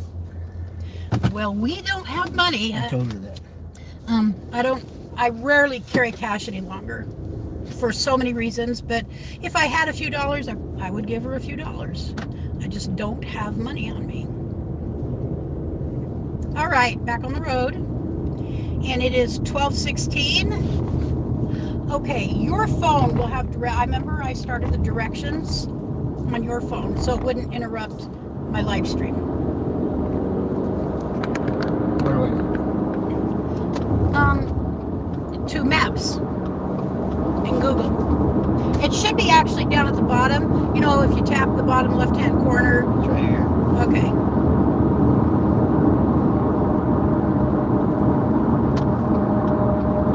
Patty, I think you and I were driving on this road one time decades ago. I think it's before I even knew Richard. And some guy in a truck was trying to get us to pull over. I don't know why that is a memory, but and it was the word Charbonneau triggered the memory. Charbonneau District. There's a park there. Okay, I can get maps. I was forgetting where we're going. What, honey? I don't want to use battery power because you have Okay. All right. Well, the traffic is still not bad. Now it is picking up. Wow, which river is this, Richard? I don't know. That is a big Willamette. Willamette No, River. no. No, Willamette is up in That's not. Portland. That's probably McKenzie. Maybe. I don't remember seeing the name of it when we came over. That's a big river right there. Yeah. All right, so if Priscilla's still here, I'm going 67. And I'm in the fast lane. But I feel okay about it at this point. Well, everybody's braking in all lanes. Right on.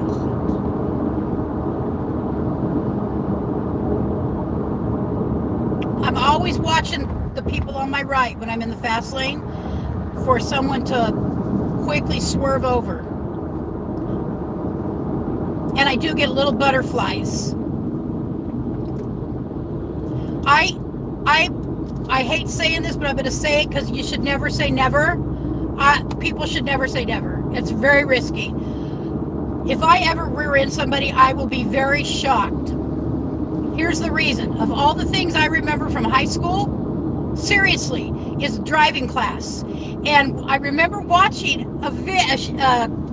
a video. Back then, it was probably not a video. It was like, well, maybe it was a video, but you know how they did it back in the 70s. So I remember watching this, and clearly, how you do not, if you rear end somebody, unless you're pushed like by a gigantic vehicle forward, it's your fault. There's no reason for a rear end. And I don't get close enough to rear end anybody. And that takes patience, because here we are. It's the reason I left, 3 hours early. Well, not 3 hours early, but I left where I gave myself 3 hours to get there if necessary. And it should not take 3 hours.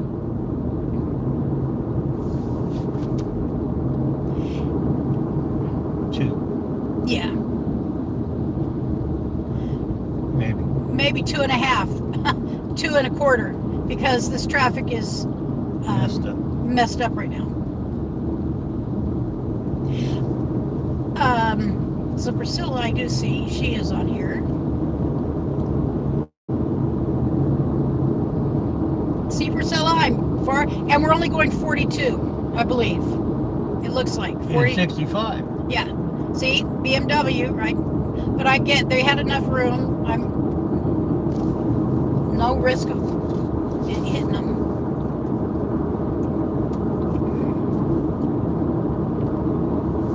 But it's funny. I remember that video film from high school, and it was so plain as day that the person in the rear was at fault. It's like when I'm at a stop sign, a four-way stop, and there's someone. Oh gosh, and there's someone. I'm not going to get right beside the truck, and there's someone in front of me. I definitely do not take my eyes off of their rear end until they're through that stop sign. Because, and by the way, the middle lane has the least traffic right now. I can see up ahead. So, yeah, learned lessons about that. And I don't know if any of you had driver's ed. I graduated in 1979 and I had driver's ed. And I learned to drive in between basically 2 or 3 vehicles. The driver's ed car was a 3-speed or 4-speed shifter. It was an automatic. It was, or not an automatic. It was a clutch, a standard. And then my dad's truck, which was also not automatic, and we did have an automatic car though. It's a car my best friend and I used to, this is bad, and thank God there's no children on here, but this, my best friend and I'm getting over in the middle lane. Truck is back there far enough. My friend and I, who live with us, we used to sneak the car out of the garage after my parents went to sleep. I know it's a bad thing. We were bad girls. And we went driving around. Nope, I don't believe and if anybody wonders, no, Priscilla, you never did that with us, I don't believe. You would never have wanted the backlash of getting caught doing that in a million years.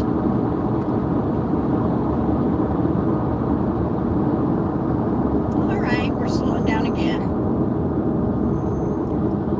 Oh, Lordy. Portland Airport. All right, so in your phone, can you say 3303 South Bond Avenue? Directions. 3303 South Bond Avenue directions. I thought I put the phone in his, or the map in his phone, but It is. oh, okay. Well, you need to just turn it on and watch it. Well, let's see what this does. I mean, we're going to downtown You're Portland. offline, it says.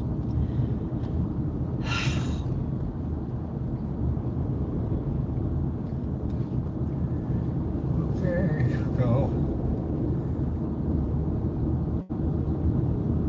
You just have to keep on going for a long, long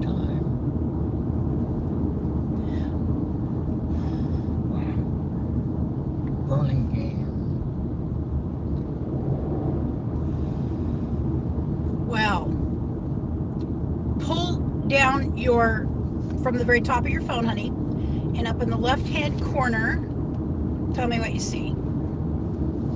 Wi-Fi? Turn Wi-Fi off. I was off. It is off. It was off. Okay. Because you should have you should have connection here. You should have Well, map worked. Okay, well then pull the map back up. That's all. We're nowhere near where we need to go. Okay, well I need to know. I need to know ahead of Stay on time. I-5. Because we're now in Tualatin, Well, which is just south of Portland. well, just stay on I-5 for a while. I'm now. Which is the first exit I take? Well, we're going to Portland, aren't we? Yes. Keep going until we get to Portland. Okay. That's about the best way I would think. Follow the road sign to Portland. Well, I thought that's the tree it was, but you know, there's a lot of different trees here, Patty, and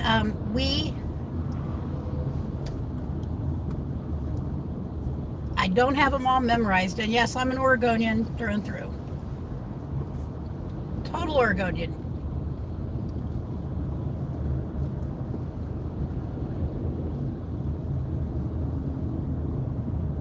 Okay, Patty, so you remember that. Do you remember the truck driver?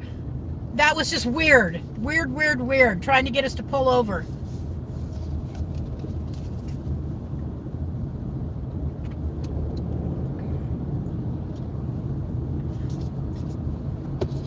And how little things like a word triggers a memory, or location.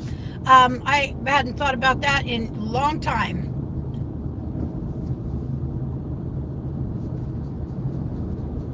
So we are definitely in traffic. I'm going to make it by 12:30. Well, we don't need to be there at 12:30. I'm fine with whenever we get there. I'm hoping I will be there sooner than my appointment. I was so hoping this wasn't going to happen. If I knew the area and I knew how to do side roads, that's what I would do, but I do not know this area. And so Shoulder and ends better get over. I will just stay here.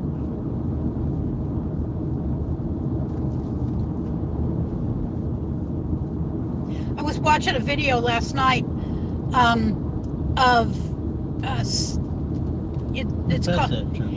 I think it's not storm stories.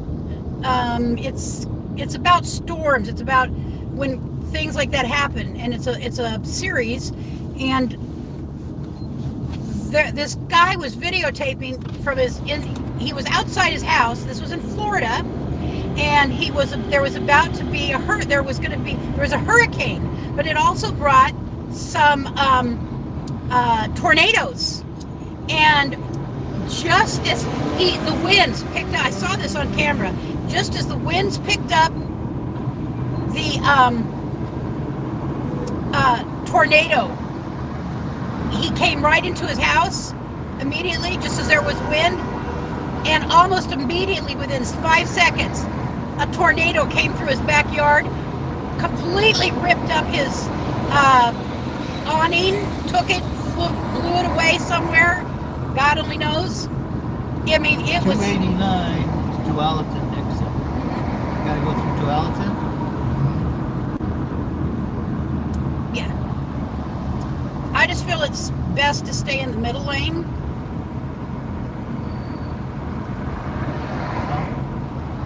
Oh, there's a Jaguar. That's a nice Jaguar. I like that one. And I don't like all Jaguars just because they're Jaguars. That is a very nice one. Nice.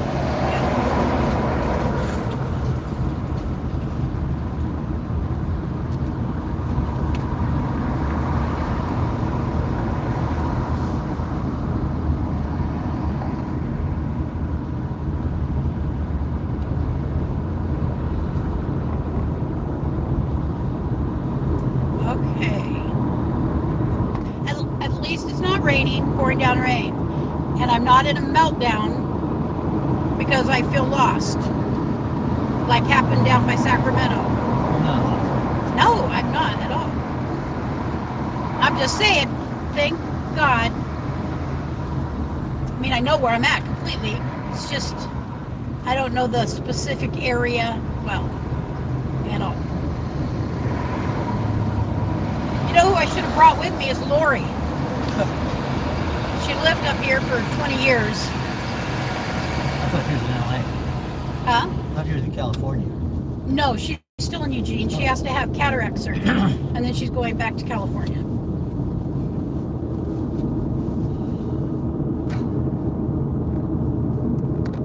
Kansas. Yeah, Kansas.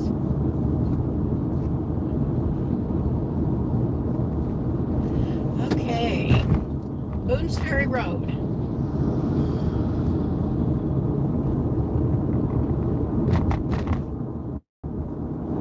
Look how festered that truck is.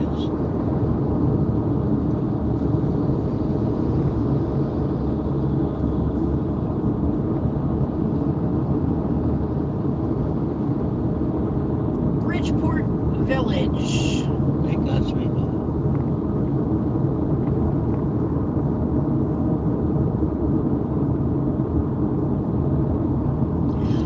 Priscilla, I've always recovered fairly well, other than the time the wound opened up. I've always done quick recoveries. I rarely struggle with recovery. I'm getting in the slow lane. I mean, they're the people who are moving along.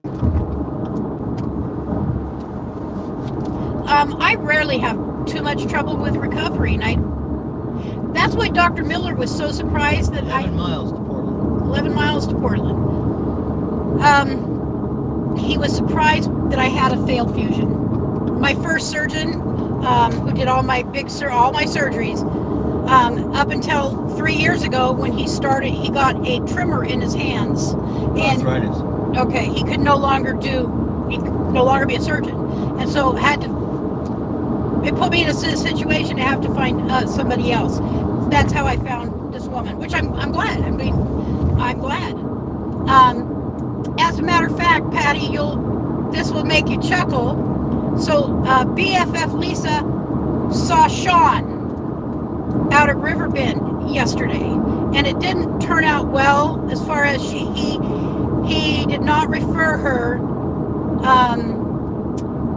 He wants her to do physical therapy with their therapist. It just, so anyways, but she said, Lucretia says hi, and she said, oh, he got a big smile on his face and chuckled. And he said, you know her?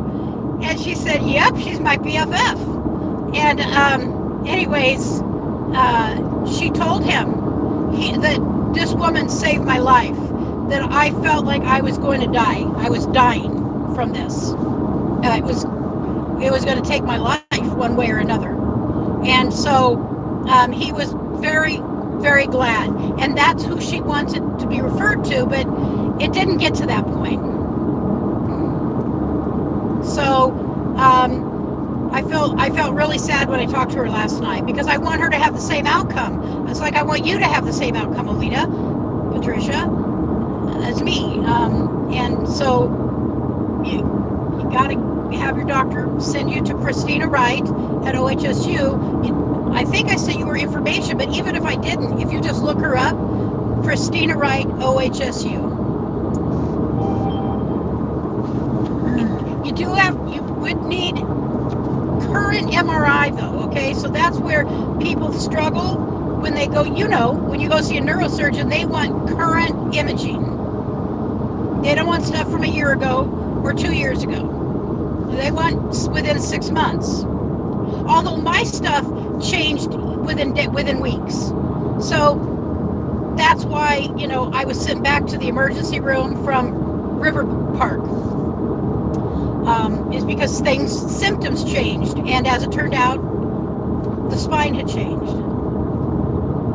So, park and ride. Portland Community College. So, I'm going to be going through the Terwilliger terms, which is, so we're in Portland now, Richard.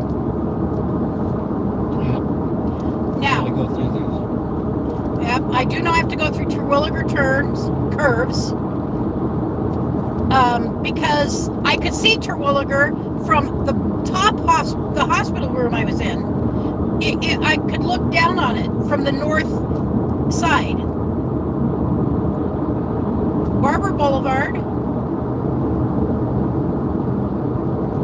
Anyways, I told her to tell Sean I miss him. He was the PA, for those of you who don't know, he was the PA for my old neurosurgeon, and I spent a ton of time with Sean because of surgeries. And, you know, you don't always see the surgeon. I mean, I did see Dr. Miller a lot, but I saw Sean after surgery, before surgery, and seriously, we would just end up chatting and laughing our butts off about different things. Okay, I can't be stuck behind that. Come on, car, go around me because I need to get over in that lane. That truck is having trouble, and you can just slow down, buddy, because I'm getting in this lane.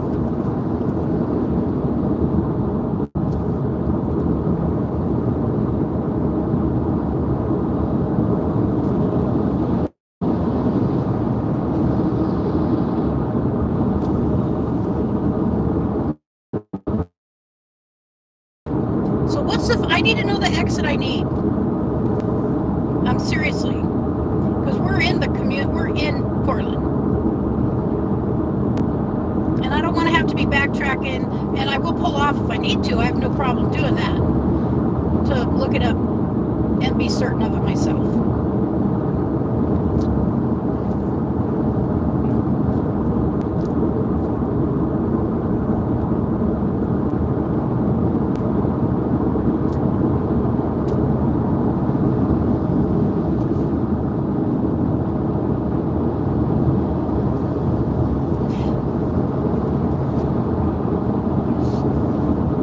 See? Not yet. I need you to do that, please.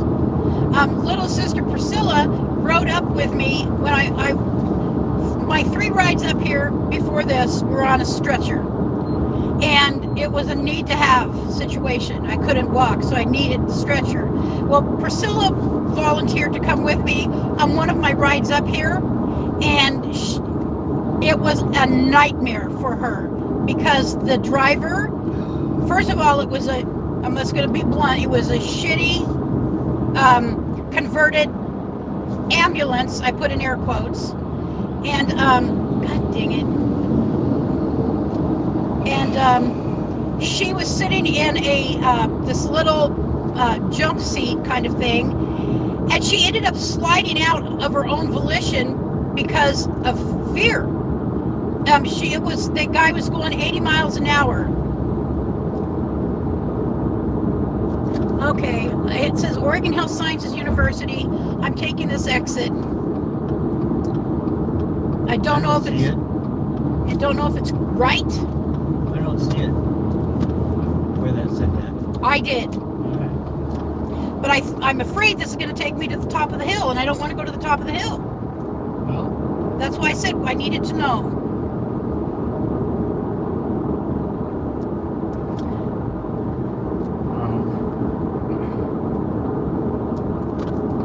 I'm going back onto I-5. I would. I don't. Okay, do you need me to pull over so I can figure this out?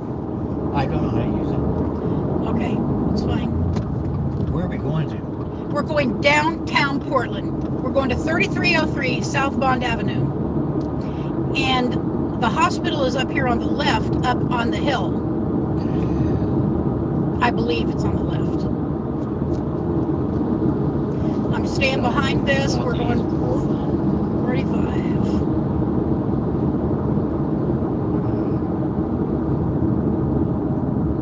don't know. Okay, it's fine. We are. I'm just gonna first exit to we are downtown Portland. I'm gonna be taking, and then I'll pull over somewhere, And then we'll get directions. and then I'll figure out the directions.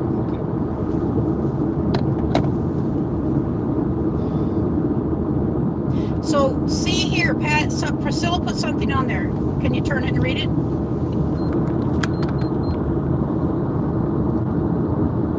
clinics are directly across I-5 from the hospital. Yep. I just need to know the exit. Richard is not able to figure it out on his maps thing. So,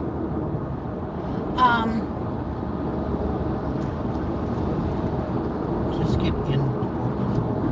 okay, the hospital's up ahead. I can see one of the hospitals The one on the hill. straight up ahead. So I'm going to take...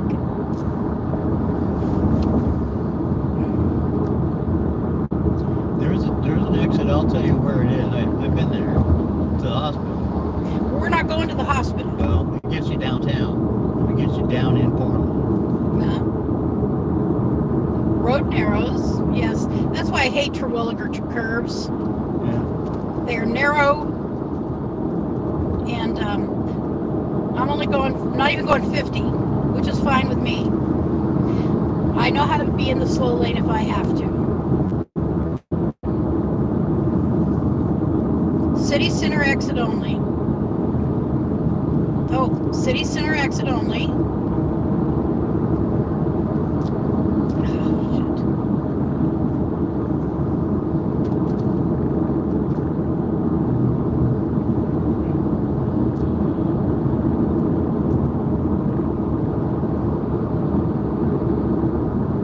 Okay. Do you see? City Center. Now, will this, yes, this truck is going to let me in. Thank you very much. Thank you very much. Okay, and I need to get over one more.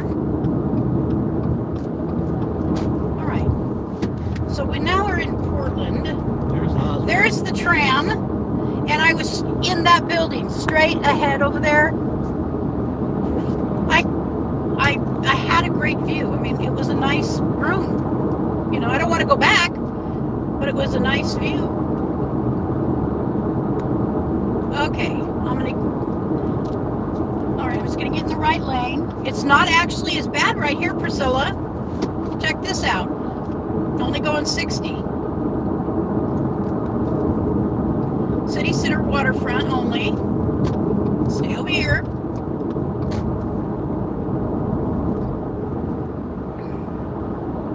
I'm guessing. Okay.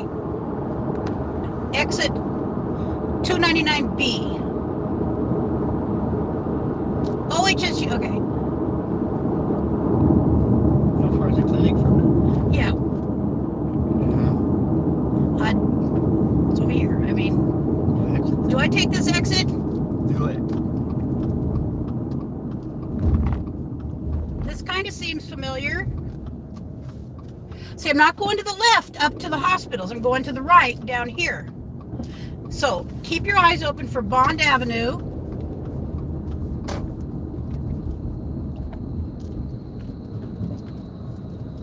Do they have, that is, River Parkway we're on. okay.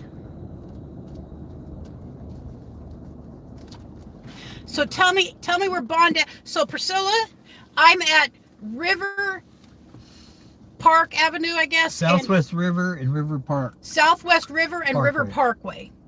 And I want to go to Go. South Bond Street. I'm making a left because I know it's down here. And I'll recognize the building.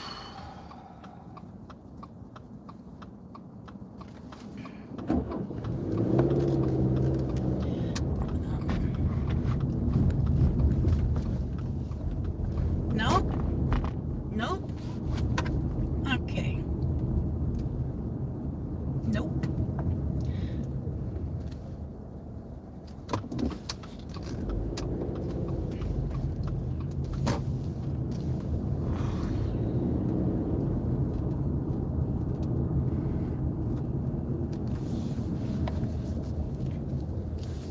I'm making a right.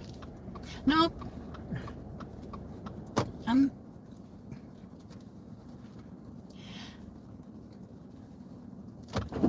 I'm making a right. Anybody behind you? If not, stop. No. You know, Nobody ask behind- these people. How do I get to Bond Avenue? Bond. All right. Bond Street? Okay, thank you. All right, thank you. Okay, these people might. Let me just get over here a little bit. Nobody's behind me. I'm going to get ahead of them. You know how to get to Bond Avenue Street?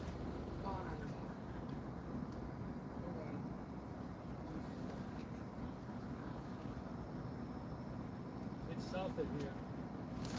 Yep. Oh, hon, that's okay. I'll pull over. I got maps on his phone and It's just south of here. okay, Thanks. thank you. That's this way? Yep. And I can only go that way. So as soon as I make a right and I'm able to park. Oh, this is the riverfront. Okay. Well, I'm just going to find a place to park and I'm going to look at directions. Pull over and yes, I see. I'm going to Sulla. Soon as I can here. And going to park. No parking. 2-hour parking. Up here it looks like. I'm just going to pull in here for a moment, people. I'm not pay to park 30-minute limit. Okay. I have a disabled placard in Eugene and Oregon. Okay, let me do it.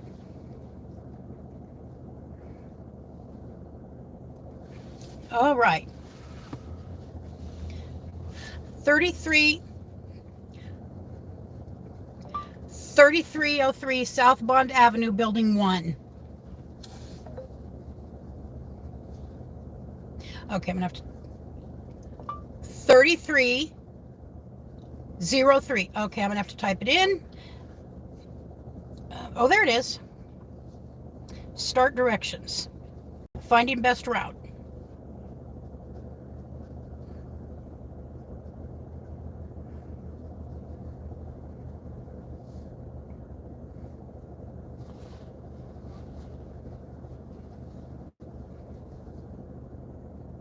Come on, buddy.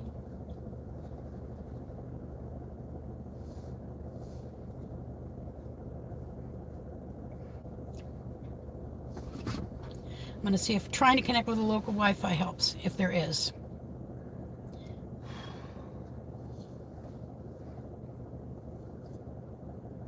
Xfinity Wi-Fi.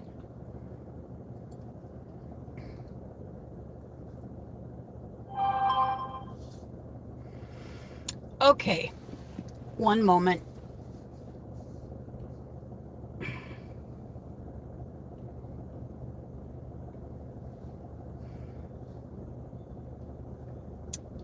Shoot. Not going to be that easy, unfortunately. All right, I'm going to use my phone for a moment. I'm going to have to, I hope I don't lose you, but just hold on there, I hope. All right, I think we have it figured out.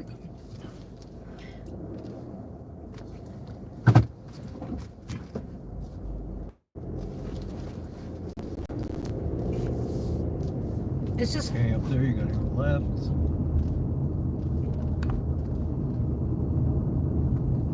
It was the direction that guy said, was it?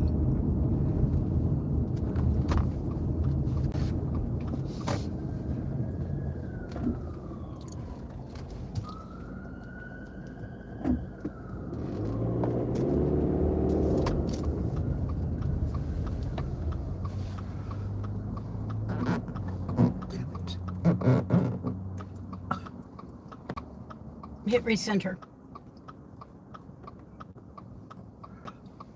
You can't see that street. Well, I wanted the voice.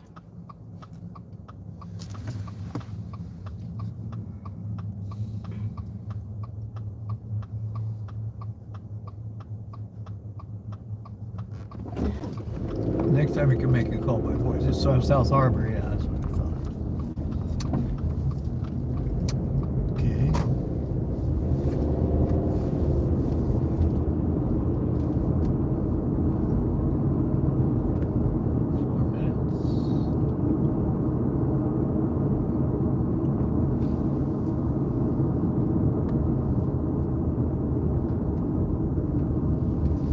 Us right there, that is us.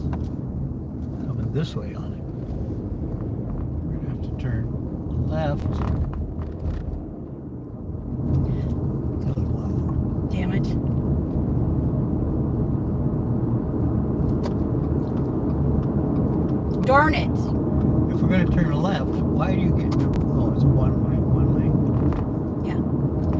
I am not. I'm heading away. Yeah. See, it went by. Why is it not talking? I don't understand that.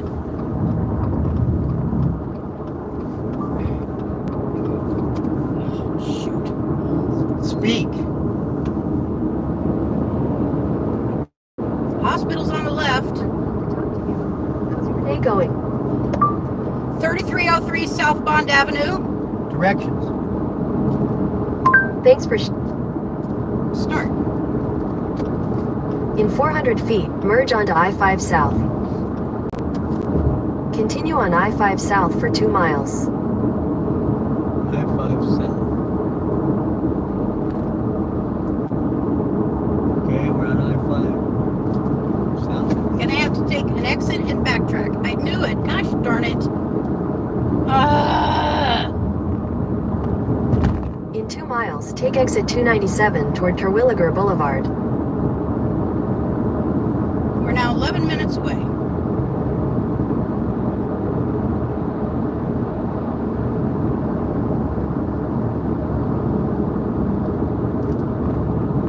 There we go. We're going to take this exit.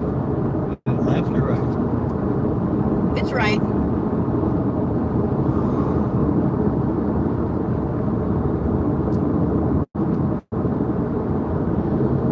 Uh-oh. I should have, here's the problem. I should have downloaded the map. And it just had it available.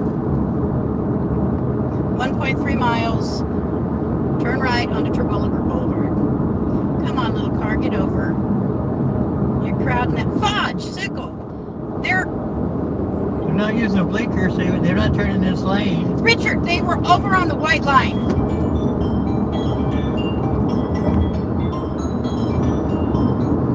Hello.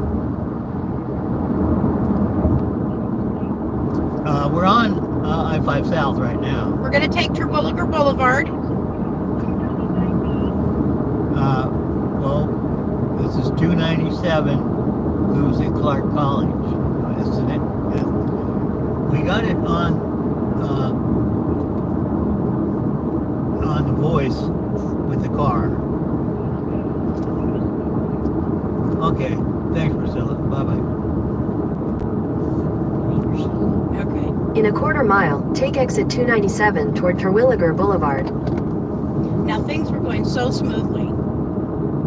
But we're going to recenter, and it's going to go smoothly from here.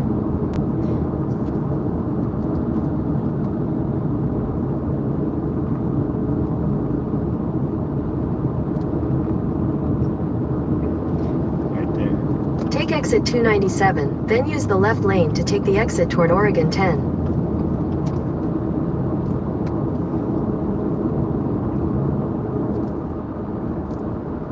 Okie doke. Bertha Boulevard. Use the left lane to take the exit toward Oregon 10, then sharp left onto the I-5 North ramp. Yeah, back onto I-5. Okay. A sharp left. I can be Sharp left onto the I-5 North ramp. Let's see if I can do this.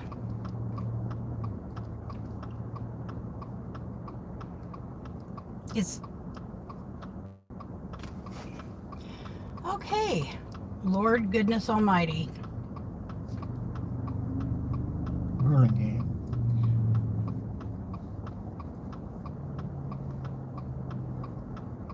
Okay, cars, let's go.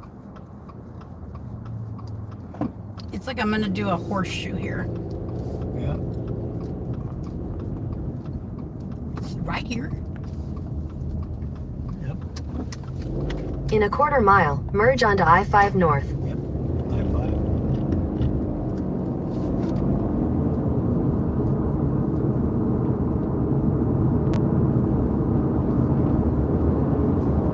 Okie doke. Back on I-5 here in a second. Lucky me. All right. Now I'm just 7 minutes away.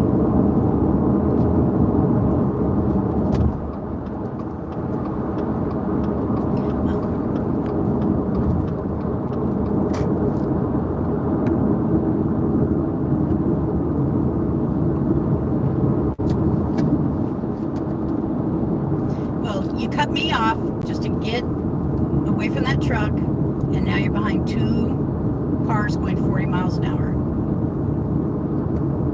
Ha!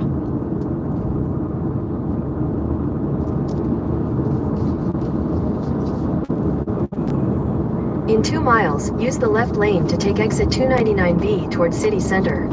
Okay. We're talking before. Yeah.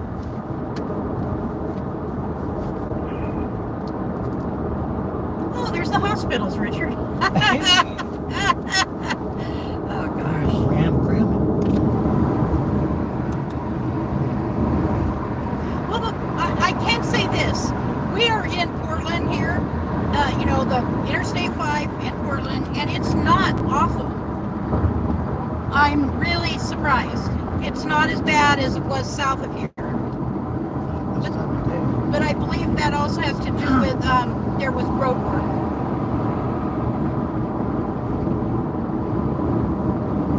Okie doke. Slow down to 6:55. Okay, I'm going 55, Priscilla. City center exit only.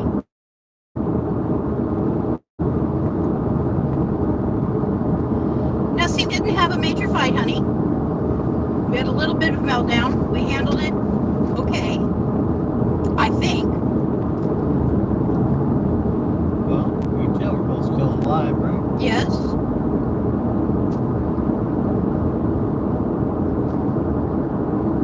look, the tram. Oh, the tram. Looky there. Is that 3 times? Yes. In a half mile, use the left lane to take exit 299B towards city center. Well, I will. We took A. Did she say B? Yes. Okay.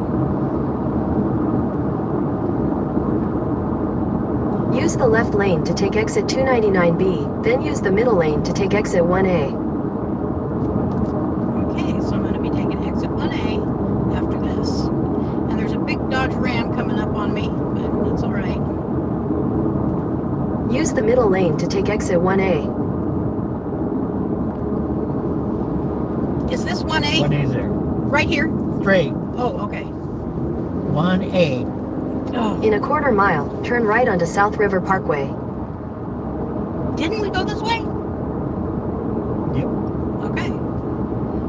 OHSU campus next right. So my turning here, correct? Yes. Turn right onto South River Parkway.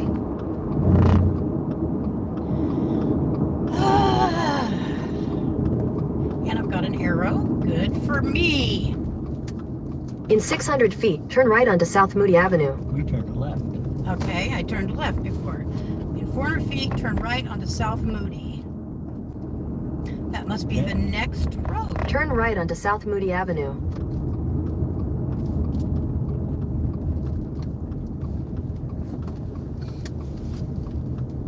This train used to come Continue through on South Moody Avenue for half a mile. here.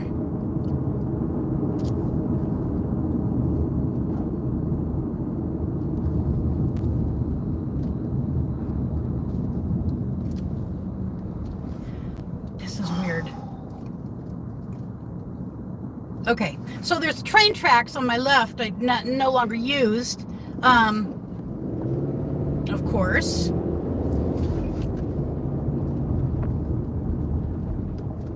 And we're riding right over them.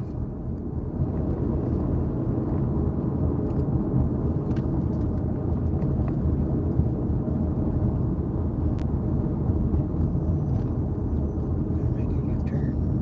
OHSU School of Dental. We're in the neighborhood. Yes, that's the School of Dental is over there. Yeah. OHSU Dental, whatever, up there.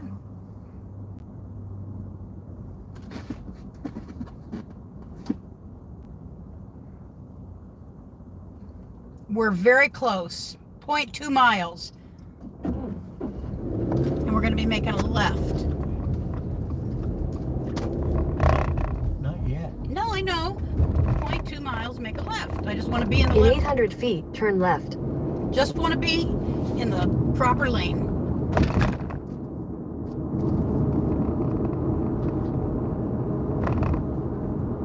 Turn left, then turn right.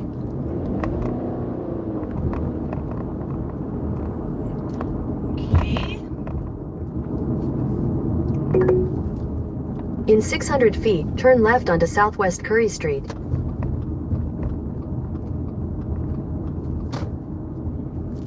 Must be that one right there. Next one. Turn left onto Southwest Curry Street, then turn left onto South Bond Avenue. There we go. Ah, we're in the neighborhood.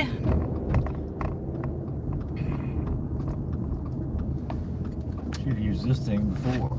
Well, okay. Turn left onto South Bond Avenue, Okay. then turn left onto Southwest Whitaker Street. This is the hospital there. Yes, we want building 1. And it is on the left. This is building 2. So we're here. Okay. Watch the pedestrian. I see the pedestrian. I'm not going to run over a pedestrian. Turn left onto Southwest Whitaker Street, then turn right onto South Moody Avenue. Go. They're parking. Okay.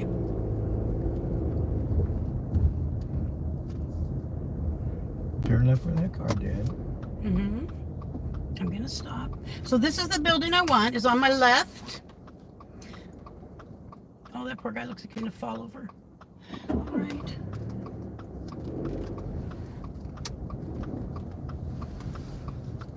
Oh, yeah. I was delivered here by ambulance 3 times. All right. Take the next right onto South Okay. Moody Avenue, We then can- turn right. Go. Okay, Richard. The next right. I want to go in here into parking. This is building 2, and I want to go into parking. Entrance. I thought you wanted building 1. No. Building 2. Did I say building 1? Fuck. 150 feet southwest Moody Avenue. Southwest Movie. Turn left onto Southwest Curry Street, then turn left onto South Bond Avenue.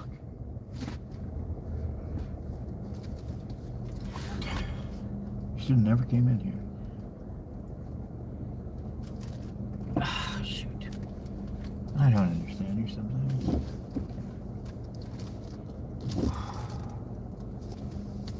He's going.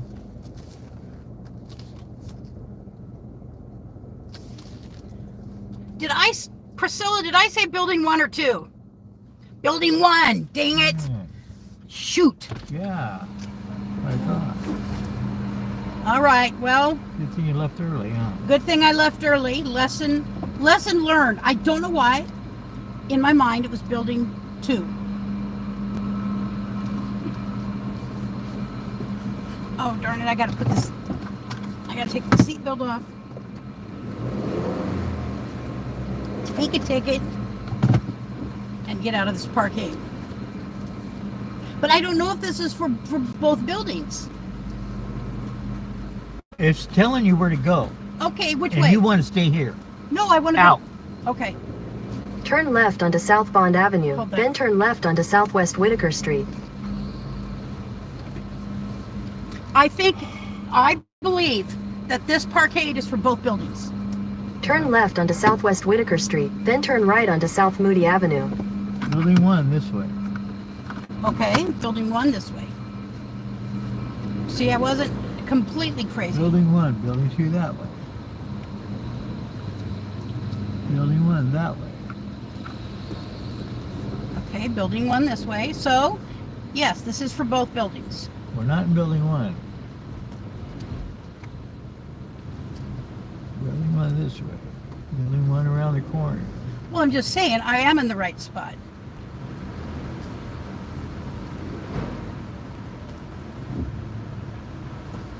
Building 1 elevator. So, Find a place to park then. Turn right onto South Moody Okay. Avenue, then turn right. I'm going to shut her off because we now don't need her. We need a parking. We need a parking space. Okay.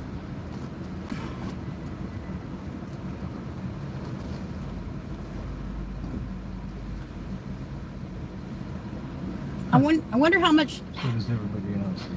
I wonder how much having them park it for you is.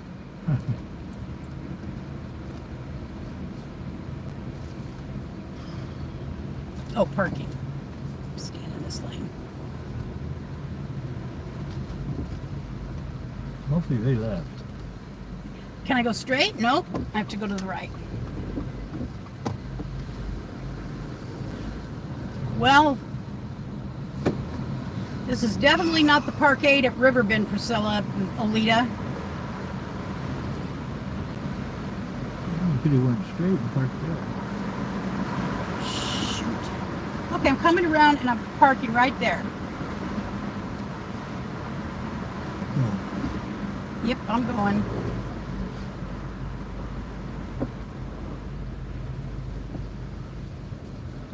Okay, there's a car pulling out, and that's closer to the building 1 elevator. Uh-huh.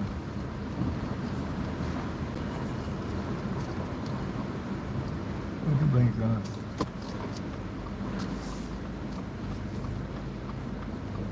Do you think I should go up Yeah, there? park. Oh, okay.